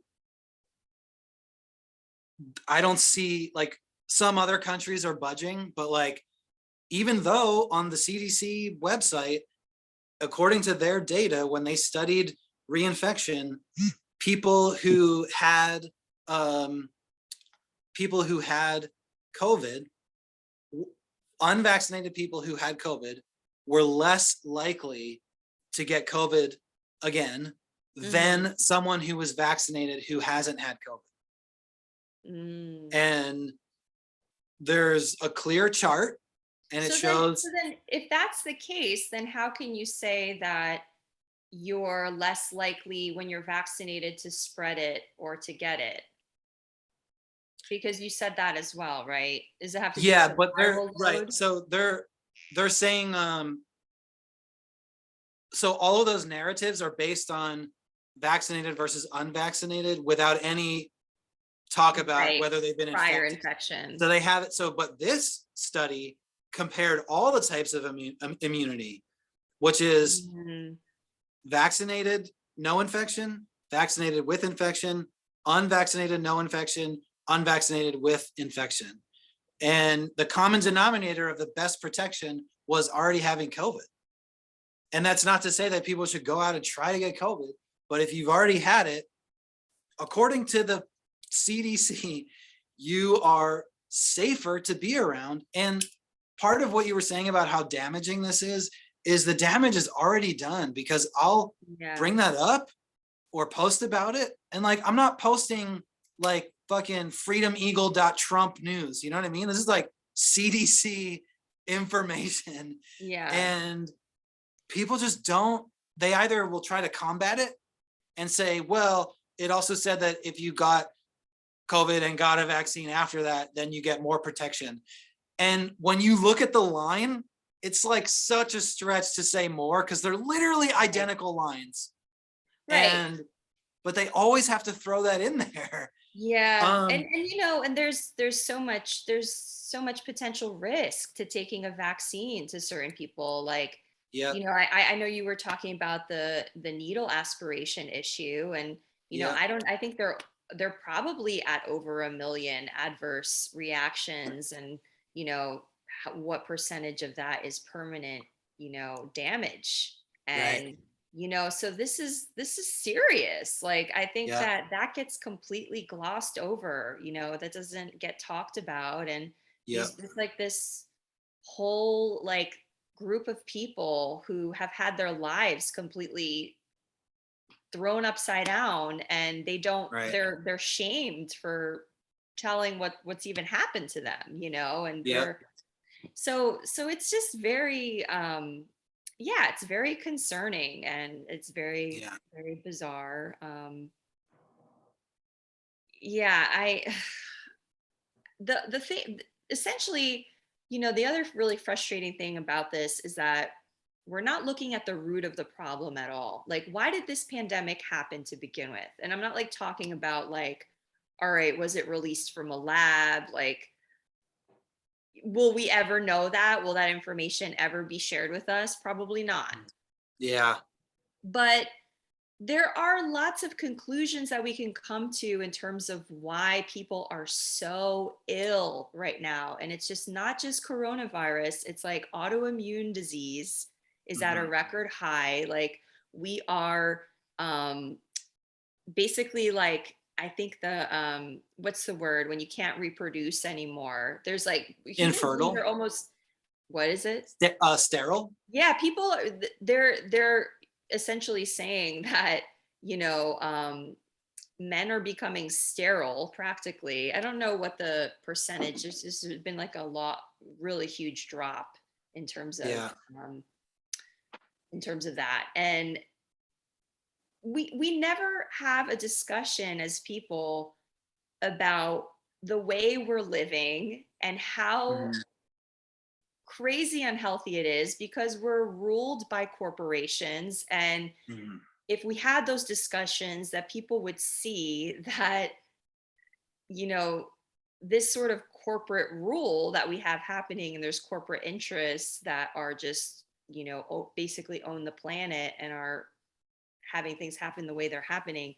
If we actually talked about what the root issues were, then they would have to change, what they're doing. And I think that that's just not on the table. That's not an option. So um, there's all these band-aid solutions, Mhm. and the vaccine Yeah. is being presented as a panacea, but it is not. Clearly it is not. And then, Yeah. Bill Gates came out the other day saying another pandemic is imminent. Another pandemic is on its way. I'm like, Right. Yeah. Well, if we keep making them in laboratories, right, they're bound to escape. Um, yeah, so anyway. that's another thing, that if you said that maybe COVID came from a lab experiment leak, accidental, uh, a year ago, you were a conspiracy theorist, that maybe you would get fact checked, or maybe your YouTube channel would be taken down. And now it's like not completely accepted, but it's like mainstream that it's possible that happened, Mhm, if not mhm. the most likely scenario. And even with stuff like now they're studying menstrual problems, menstrual irregularities after a vaccination. If you Mhm. talked about that a year ago, you were an anti-vax conspiracy theorist. Right, right. Myocarditis, inflammation of the heart, where according to CDC's own data, for men between a certain age, it's like young boys to like 30, their risk of developing myocarditis is higher than developing it from COVID. Mm, And there's still like debate on what's up with that, what the numbers are, because there's been a study that said it's less, and there's been a study that says it's more. So like it's an open conversation, but that's also currently being studied, and it's not a conspiracy theory. right, And it's right. like I just think it's funny that like something like um they'll say that what people like Joe Rogan need to do is have on voices that are like opposite, like when he has on some like non-mainstream person about vaccines, that he needs to have someone on that's like giving the mainstream narrative. But do we ever say that to like CNN or Fox News or whatever? Like Yeah, all they right. spew is their point. Yes, Whenever, exactly. like, why Yeah, don't they have to have someone that's like a little yeah. cautious about vaccinating the entire world no matter what? Yeah, Like, it's different requirements, different expectations for, you know, for like, a podcaster versus like what's yeah, supposed to be, our news platform, and they're right. only presenting, what they want us to know or see. Yeah, I just think that, like, I don't know whose fault it is, but like there's just such like easy targets where they're like this kind of like macho, broy looking, not very politically correct guy is like having a podcast, and like people think all these terrible things about him anyway. And like there's a target, And I think that that's why, like, figuring stuff out for yourself and having open discussion and actually Yeah. like going into the stuff that you're criticizing to understand it is good. Because a few years ago when somebody was like, oh, you should listen to I watched this Joe Rogan podcast and it was great, and I was like, Joe Rogan, I was like, am I gonna listen to that fucking meathead? Like, that guy sucks. And I didn't know, I just heard that, Yeah. I didn't have any experience, I just heard that. And then I would see some clips on YouTube and I was like, oh, that's kind of interesting. Like, he had on Doctor about vitamins or whatever it might be, aliens, or like what something, ancient civilizations, Yeah, like, he covers a lot of different topics, which I think people find yeah. interesting. And then I actually watched some, and I'm not like a huge fan. I mean, I liked what I watched, but I'm not like a diehard Rogan guy. But I was like, this is not at all what the media and my friends were telling me that this is. And I just been finding that Yeah. so much that Yeah.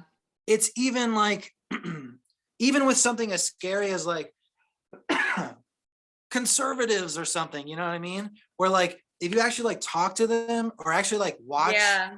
a segment on some popular conservative person, like, yeah, some of it is like whack, but some of it is also like parts of everybody are weird. And like, uh it's just, I guess what I'm saying is like, there's such a strong media narrative that anytime I investigate it, it's never It's never the what I whole was truth. told. It's Yeah, never what I it's was just told. it's one facet, and it goes back to like what started this conversation, which is we were talking about what is the truth.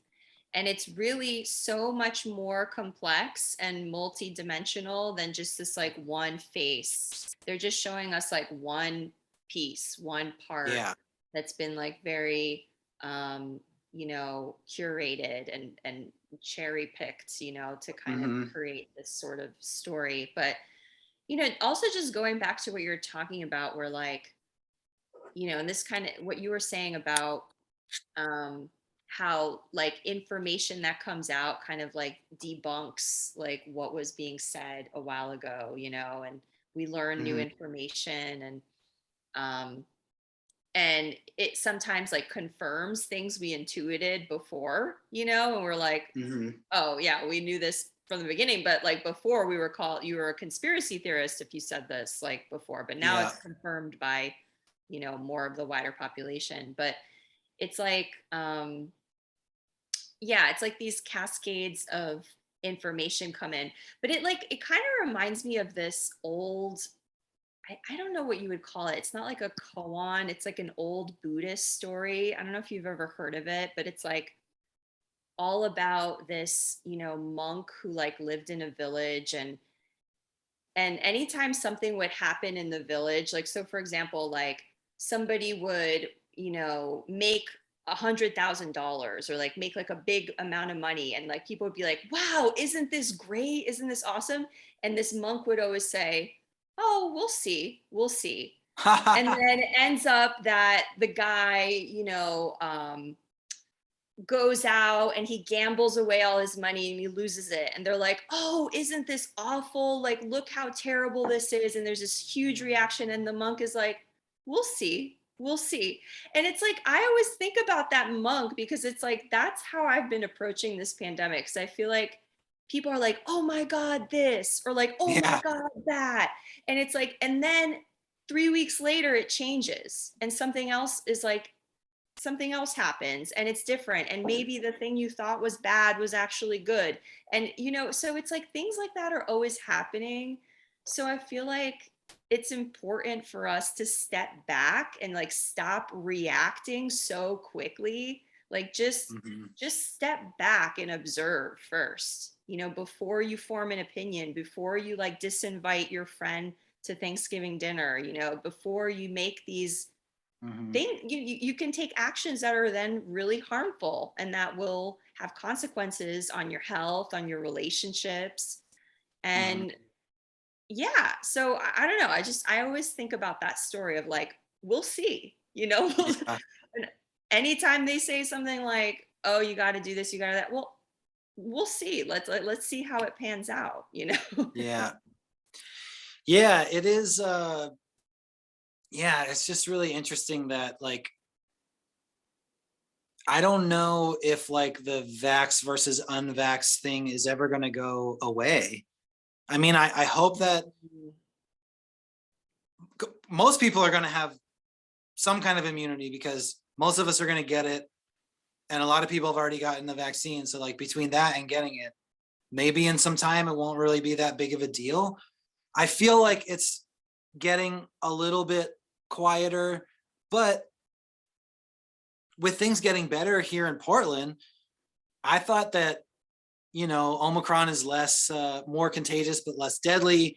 Mhm. And a lot of people have gotten vaccinated or have already had it. So, like, our level of Yeah, immunity is pretty high. The right. mask mandate's going away in a month. But this bar down the street from where I would hang out or play music, all of a sudden went to vaccination only. Oh, And recently? yeah, Weird. Hmm. and it just seems like places are doubling down. And the scary part is that Hmm. what's going to make them like, why would they want to take that away? You know what I mean? Like, once you let stuff like that happen, it's pretty rare that it undoes itself. Well, what And I I, would say though, in Boston, they're taking away vaccine mandates where they had them before. so here's my question though. I saw that in Seattle, in King County, when their mask mandates go away, the vaccine mandates go away too. But in the article, it also said if an establishment wants to Oh, require vaccination, they can, I see. but they don't have to. And here, nobody has to, just some places want to. Mm, And yeah. it's almost like I would prefer that that goes away, but why would they take it away once they've had it, you Mm, know? And I actually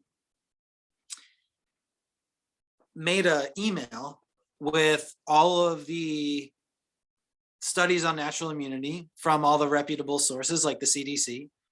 And I sent it to a few venues, music venues that mhm. require vaccination. And it was very friendly. And I was like, I'm wondering if following the new science, you can also allow people who've recovered. It'll be very Right. easy. Most people get an email from their PCR test. Yeah, right. Now, if you only had a home test and never went to a doctor, then that'd be difficult to prove. Mm, But it's better than nothing. And even though I would prefer they have no mandate, like they do, so we might as mm, well try to expand it. mm. Um, no response. That was like 2 weeks ago. Well, And I you was can always choose what businesses you support. If that's not something right. you agree with, then Yeah. you remove your support and you go somewhere else. And, Yeah. a message can be sent that way. Yeah. So there's two things I have to say about that. One is that besides not supporting it, it's just not scientific. You know what I mean? Like, I don't think that a Yeah. room full of vaccinated people is that much safer to be in than a room full of a mixed match or non. You know what I mean? Like, Mhm. if any of those people that are vaccinated have COVID, which they very well might, they can give it to you. You know what I mean? Like, Yeah. I just, even if there's a slight reduction in their chances, which is debatable, but that's what they say, and that's actually what YouTube's stance is, and this will eventually go on YouTube, so I'll say that they reduce transmission, but they certainly don't stop it. And Right. like, I know, and I'm sure you know, plenty of people that are double and triple vax that also got Yeah. COVID, you know? And to me, once everybody started getting COVID, whether they were vaccinated or not, that whole debate over a mandate should be over. Now, the hospitalization thing is a whole different thing, because you could argue that we need the mandates to keep hospitals less crowded. I would say make some more fucking hospital beds, or build another hospital, or give people at-home treatment Right. would fix that. You know what I Early mean? treatment. Like, Yeah. not a single discussion has been on like getting healthcare to more people, building hospitals, coming up with a treatment plan at home so you don't go to the hospital. Right. Right. Or Well, I know early treatment is especially effective, if you like really start treating it as soon as you get yeah, symptoms. I mean, that's with anything. Yeah, Like, anything. yeah, and it's just, you bring that up and people's like, they don't, there's no room in their brains for it. And I have a handful of friends that think the way that I do, or will like my posts about vitamin D, or about zinc, or about early treatment, or all of the drugs that are no longer patentable that they're testing, like ivermectin and things like that. Mhm. And like, just, but so many people, I remember when ivermectin was really popular in the news, Mhm. they went with a narrative that it's a horse drug, right?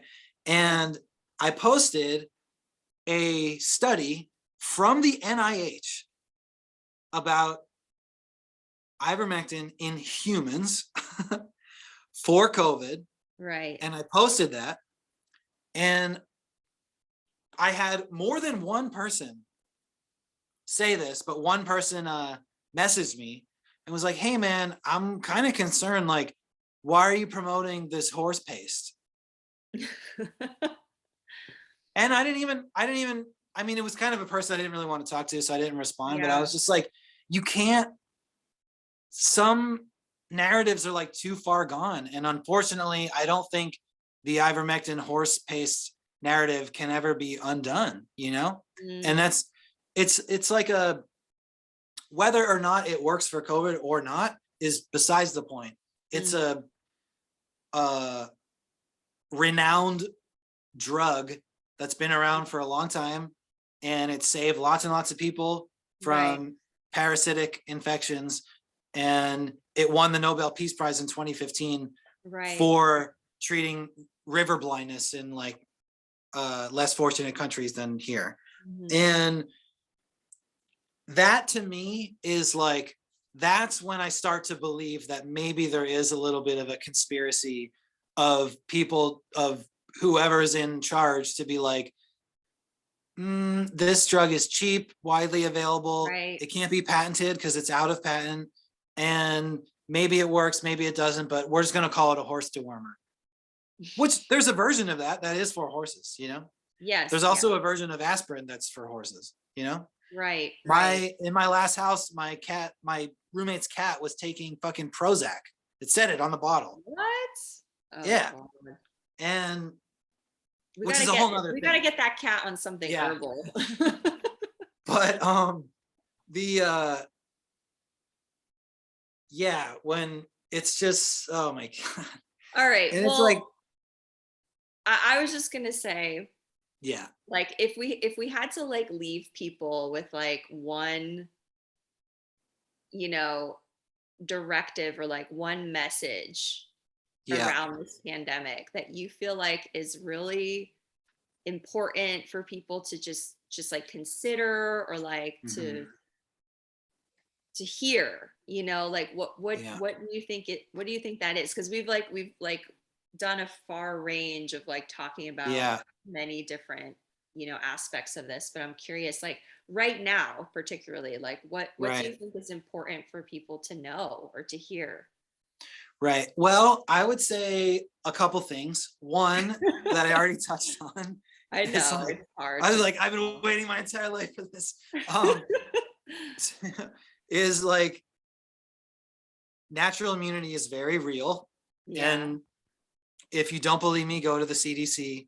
Um, and they say that people that have recovered are actually safer to be around than people who have only had shots that have never had. Right. So that's one thing. So, Right. meaning Right. like if your friend or neighbor or whoever has already had COVID, Hmm. I don't think you should be scared to be around them Yeah. any more than you should be to be around anyone else, because Yeah. anyone I could give you agree. COVID, I agree. but they're no, yeah. So that's one. Um, Another would be there's a lot of things that you can do besides being a hermit or getting a vaccine or two or three or whatever Hmm. that reduce your chances of getting really sick. And uh, they say, I'm not giving medical advice, but they say that some of those things are your vitamin D levels. Yeah. They also say it's a good idea to take K2 with vitamin D, and Mhm. zinc inhibits viral Yeah. replication. Um, Exercise, getting your Meant- overweightness under control, which I've gained quite a few pounds over this time. And mhm. like, I probably increased my risk, you know what I mean? So like getting that under control is good. Anything you can do with your diet, vitamin C. And if you're open to it, herbs that help with the immune system. I mean, that's where I'm at, but I also know that not Yeah. everyone's going to be there. Um, Mhm. so Mhm. that's one thing. And then the other thing I would say is be very, very careful on what you cheer on in terms of mandates and censorship, because once you give, once you let that happen, like it's probably not going to be undone, and it will always come for you someday. And I know that it's very easy to say, oh, these are just like hillbilly Trumpers that don't believe in vaccines and they go to church and do all, you know what I mean? Like it's Yeah. easy to like cast out certain groups of people, but it's going to come for you someday. And Mhm. I think that the slow creeping toward authoritarianism Mhm. is less suspected when it comes from the left. So you have to be even more cautious of that, because Mhm. when you have someone like Trump, who's like very visually, like you're like, wow, that guy's fucking crazy, right? But Yeah. then you have someone like Joe Biden or Barack Obama who look very different, but like in the end, a lot of the same shit happens. A lot of really terrible stuff Yeah. happens. So like, Yeah. don't be confused by that. Another thing is that I really think we need to get away from this idea that we want to blame our neighbor for Mhm. these things. Because people be like, well, if everyone just got vaccinated, if everyone just wore a mask, then this would all be over. One, that's not actually scientifically true, because this is not a Mhm. sterilizing vaccine. It'll lessen your Mhm. chances of getting really sick, but it can't stop you from getting it, because it goes Mhm. in the, maybe if they did like a nasal vaccine where you get immunity like here, like a spray or whatever. And Right. that's part of the reason why natural immunity is better, because you get it and you develop an immune response Right. in where you're getting it, In those not just tissues. Yeah. right. Um, and that we should really focus our attention on the higher ups and their failure to help us out. The failure to pay people to stay home and keep their businesses open. The failure to give us fucking healthcare. We're one of the only Western countries that doesn't guarantee their citizens healthcare.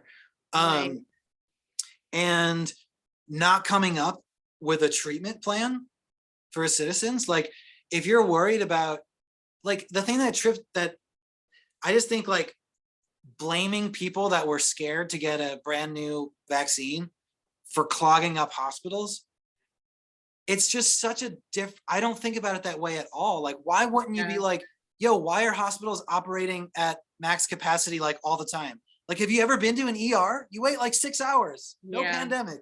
You know what I mean? Or like, Yeah. why is there no advice for at-home treatment? Like, that should be, we should be picketing the White House like that.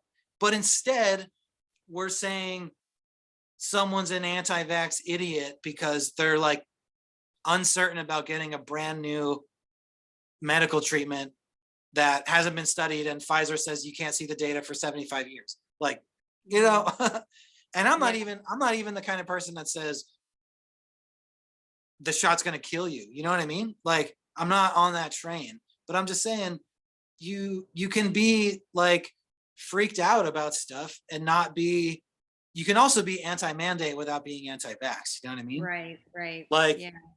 I, Yeah. yeah, so those are some things. And I think Yeah, that, that's well put. Mm-hmm. yeah. And the one more thing is the like 1984-ish stuff is all tied in with this, right? Because Yeah. eventually the card is going to go to a phone thing, and then it's just going to be an open door to just tracking all. I mean, we're already tracked anyway, but this is like Yeah. a People are newer, saying that like, yeah, China was kind of the petri dish for like the social credit system, and right, that exactly. Yeah. blockchain technology is going to be utilized for, greater tracking. Mhm. And so yeah, those are major concerns that 99% of the population is not um aware of. Like, I don't know if you're familiar with the work of Alison McDowell, but she investigates Mm. this into a depth that I haven't seen elsewhere, and it's pretty alarming, the worlds that we're kind of all marching into here. Yeah. And I think people really need to be reminded of relationship to each other, relationship to nature. Life is relationships. Like, we've forgotten this, and Mhm. life is about quality of life as well, and not extending or quantity of life. It's like, if you're going to Yeah. spend your whole life in isolation, then what was it for? We need to remember the Mhm. emotional, psychological, and spiritual components of all of this too, which we've completely, when you're in fight or flight mode and Mhm. you're just so activated by fear, people become incredibly narcissistic, and that's what we've Yeah. seen. So, um, yeah, we need to get ourselves out of that. We've dug ourselves into a major hole. It's like Yeah. all of our issues that have been, slowly escalating over the past like 50 years have now like reached this like fever pitch, and it's like way more intense and magnified than ever before. Yeah. So where are we going to go next from this? And we haven't even touched on the aspect of children going to Oh school. my God, Gosh, that's a they're like, whole I'm other afraid of you. I'm afraid of that's you. a They whole can't see other faces. Like, podcast. that's crazy. That's like so Well, what nuts. I was Like, going to say is that referrals to speech pathologists have gone through the roof. They're actually like, ah, yeah, they're losing important developmental stages in not being able to see people's faces. so that's one where I would say like some people would be like, oh, it's a conspiracy. They want us just to be like faceless drones and da da da da da. And like I could see that, but also I think that is where I'm like, or it's just a consequence of some thing that is meant to be good, but is having a bad outcome. You know what I mean? So that's like where I sit with some of the conspiracy stuff, that like I can see how someone could see it that Right, way, and maybe it's right. part of it, but also it could just be an unfortunate consequence of a thing that was implemented with good intentions. Like I don't think that, Yeah, I could see you know, that. yeah, Yeah. I think that the people who are leading us have an incredibly myopic view, and yeah, you're right. they may be convinced that this is what's right and that it's not necessarily diabolical or like an Right. evil cabal, but they Can you really give do me a believe. definition of myopic? Myopic just means like a very narrow view. Narrow. Okay. Yeah, Got it. yeah. Like just not seeing wide or far, you know. Is there Uh, a is there a opposite to that word? Like, uh there may be like yeah, myopic. something with a pick at the end. Yeah, I don't know if there's an Okay. opposite to the word. I mean, I would just say, the opposite in my mind would be like expansive, Okay. more or holistic. Holistic would be a good word. That would be opposite of myopic. But So you sort of said some, but what would be your message to the world humanity. around COVID that you could just give a few bullet points on? Well, I started saying it. I'll say something really concise, and this is I'm actually not going to take credit for it. I have a spiritual teacher who said this, but because we can identify what all the problems are like day and night, but what I think people are really confused about is what to do like differently. Like what do we actually do? How do we get out of this, right? And I heard a message from this one teacher I have, and she talks about being the antidote. So if you think that the problem is that people don't have enough information about health and wellness, you become the antidote and you start dispersing that information as much as you possibly can to as many people who are willing to hear it. So that's what you're doing. And that's kind of why I brought Yeah. that up, because I feel like that's been your role in a way. But if you think the antidote is fear, then how do you bring, or I'm sorry, if you think the problem is fear, then what is the Yeah. antidote to that? Yeah. Hope, I guess, right? I would say love. You Okay. have Yeah. to learn how to be in relationship with people again, with warmth, with curiosity, with connection. Um, Maybe that just you start by smiling at people at in the grocery store again. Mhm. It could be something small where you just ease into um, greater kindness again and not fear and like not thinking of other people as just vectors of disease, you know? And yes, and I'll let you have more of those That was points. pretty much it. I'm Okay. just going to Okay. say identify what you think the problems are in the Mhm. world and be the antidote. Figure out what that is and be it. And that's it. That's all we can do. Yeah.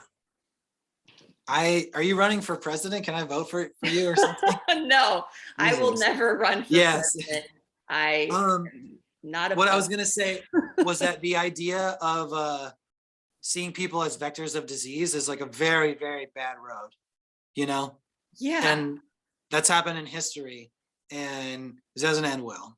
And I know people say that comparing this division to prior divisions that were more horrific is like not fair, but it's the pathological thinking that gets you to the same place.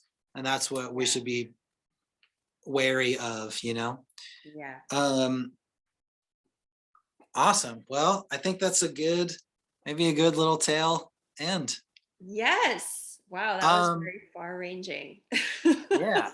So, thank you for being guest number one. I think it was a good Yay! Thank start. you for So, creating this space. This is yeah. so exciting. So, funny thing is, I was gonna just tell you this off screen, but I'll just share it. Yeah. I told you that when I asked June about this, Mhm. she was kind of weird about it, and then was like, "You should ask Renee. She'd be perfect." And I was like, "Okay," and She's and so I was cute. working and I was delivering for like the food. I do like the food delivery apps and all that. And Mhm. when I got to the place, it was like sushi or something, and I I guess it was texting with June, and then I was like, all right, let me think about that. And then I went to go into the thing, and I looked at the order, and the order was for Renee. And I went to go. It's the universe speaking to you. It was Yeah, meant to and be. then when I went to deliver the order, there was a little black cat sitting on the porch, and I was like, oh, how about that? Oh, It didn't have the white spots like your cat has, but yeah. I was like, dropping off Renee's order, there's a cat. I was like, I think this is gonna be good. And I think it was a perfect episode 1. And even when we chatted on the phone Yeah. before, I was like, yeah, this will be great. Oh my Um, gosh. Yeah, it was so awesome. So much fun. I can't wait to see where you go with it. Because I think you have an important message. You have like an important voice for this time, you know? So this is the perfect platform for you to share that. And I hope it gets out to more people. yeah, I mean, the plan is like just to put it on YouTube and share it. And I don't know, like I Yeah. initially thought of like sort of focusing it just on like plant stuff, but I'm also really into all the other stuff we talked about and world event things. So it might Yeah. expand more, but something that I've been doing is trying to be like, all right, I may not have it all figured out or the right name or whatever, or camera or whatever it is, but I was like, I just have to do fucking something. You know what You I mean? I gotta can't, start. That's like, it. you You have to start always somewhere. start. You got it. Yeah. That's any creative initiative. You just gotta start doing it. You Yeah. know, you can always So, edit these too, probably. You can like cut them up and whatever, oh but yeah, totally. yeah. Yeah, I can. I thought about maybe putting like a still image in where I had to go do something real quick, but I also do really like the idea of completely unedited, because Yeah. that's what we're like Raw. missing. We get all these like snippets and like That's sound bites, true. and Yeah, someone's like, that's this true. person said this, and you're like, oh my God, there's the video. But I'm like, did you see the whole video? You know what I mean? Because there's context, and I think we're missing a lot of that. And it's cool because like Yeah. even though you're not here, I feel like it's pretty easy to connect this way. Like it feels Yeah. like you're here, kind of, you know? I know. We've had like a 2-hour conversation. We're like in Joe Rogan like Yeah. experience territory here, going on 3. Yeah. um, so Gosh. yeah, I mean, I think that's the plan, is just anybody I think of. I mean, I'm kind of starting it off with plant stuff, so probably Yeah. maybe more Plant people. herb shop people, or maybe even people that don't know much about plants, but just hear what their thoughts are. You know what I mean? It'd be cool to hear Yeah. someone, like some of my friends that I've given tinctures to, and they're like, whoa, that like really worked. They don't know Yeah. anything about plants. I'm like, Let them share their what do you think, experience. you're like, in your opinion, what, like, they'll be like, I don't think there's any research, and we'll talk about it. You know what I mean? So I Yeah. think You know what? The thought I had when you were talking about some of the COVID pandemic stuff was like, you could have somebody on here who is like super like pro vaccinate everyone, you yeah, know, and just like have a discussion with them, you yeah, know, and show people what like a civilized discussion could look like yeah. between two people who have different ideas and different Hmm. beliefs.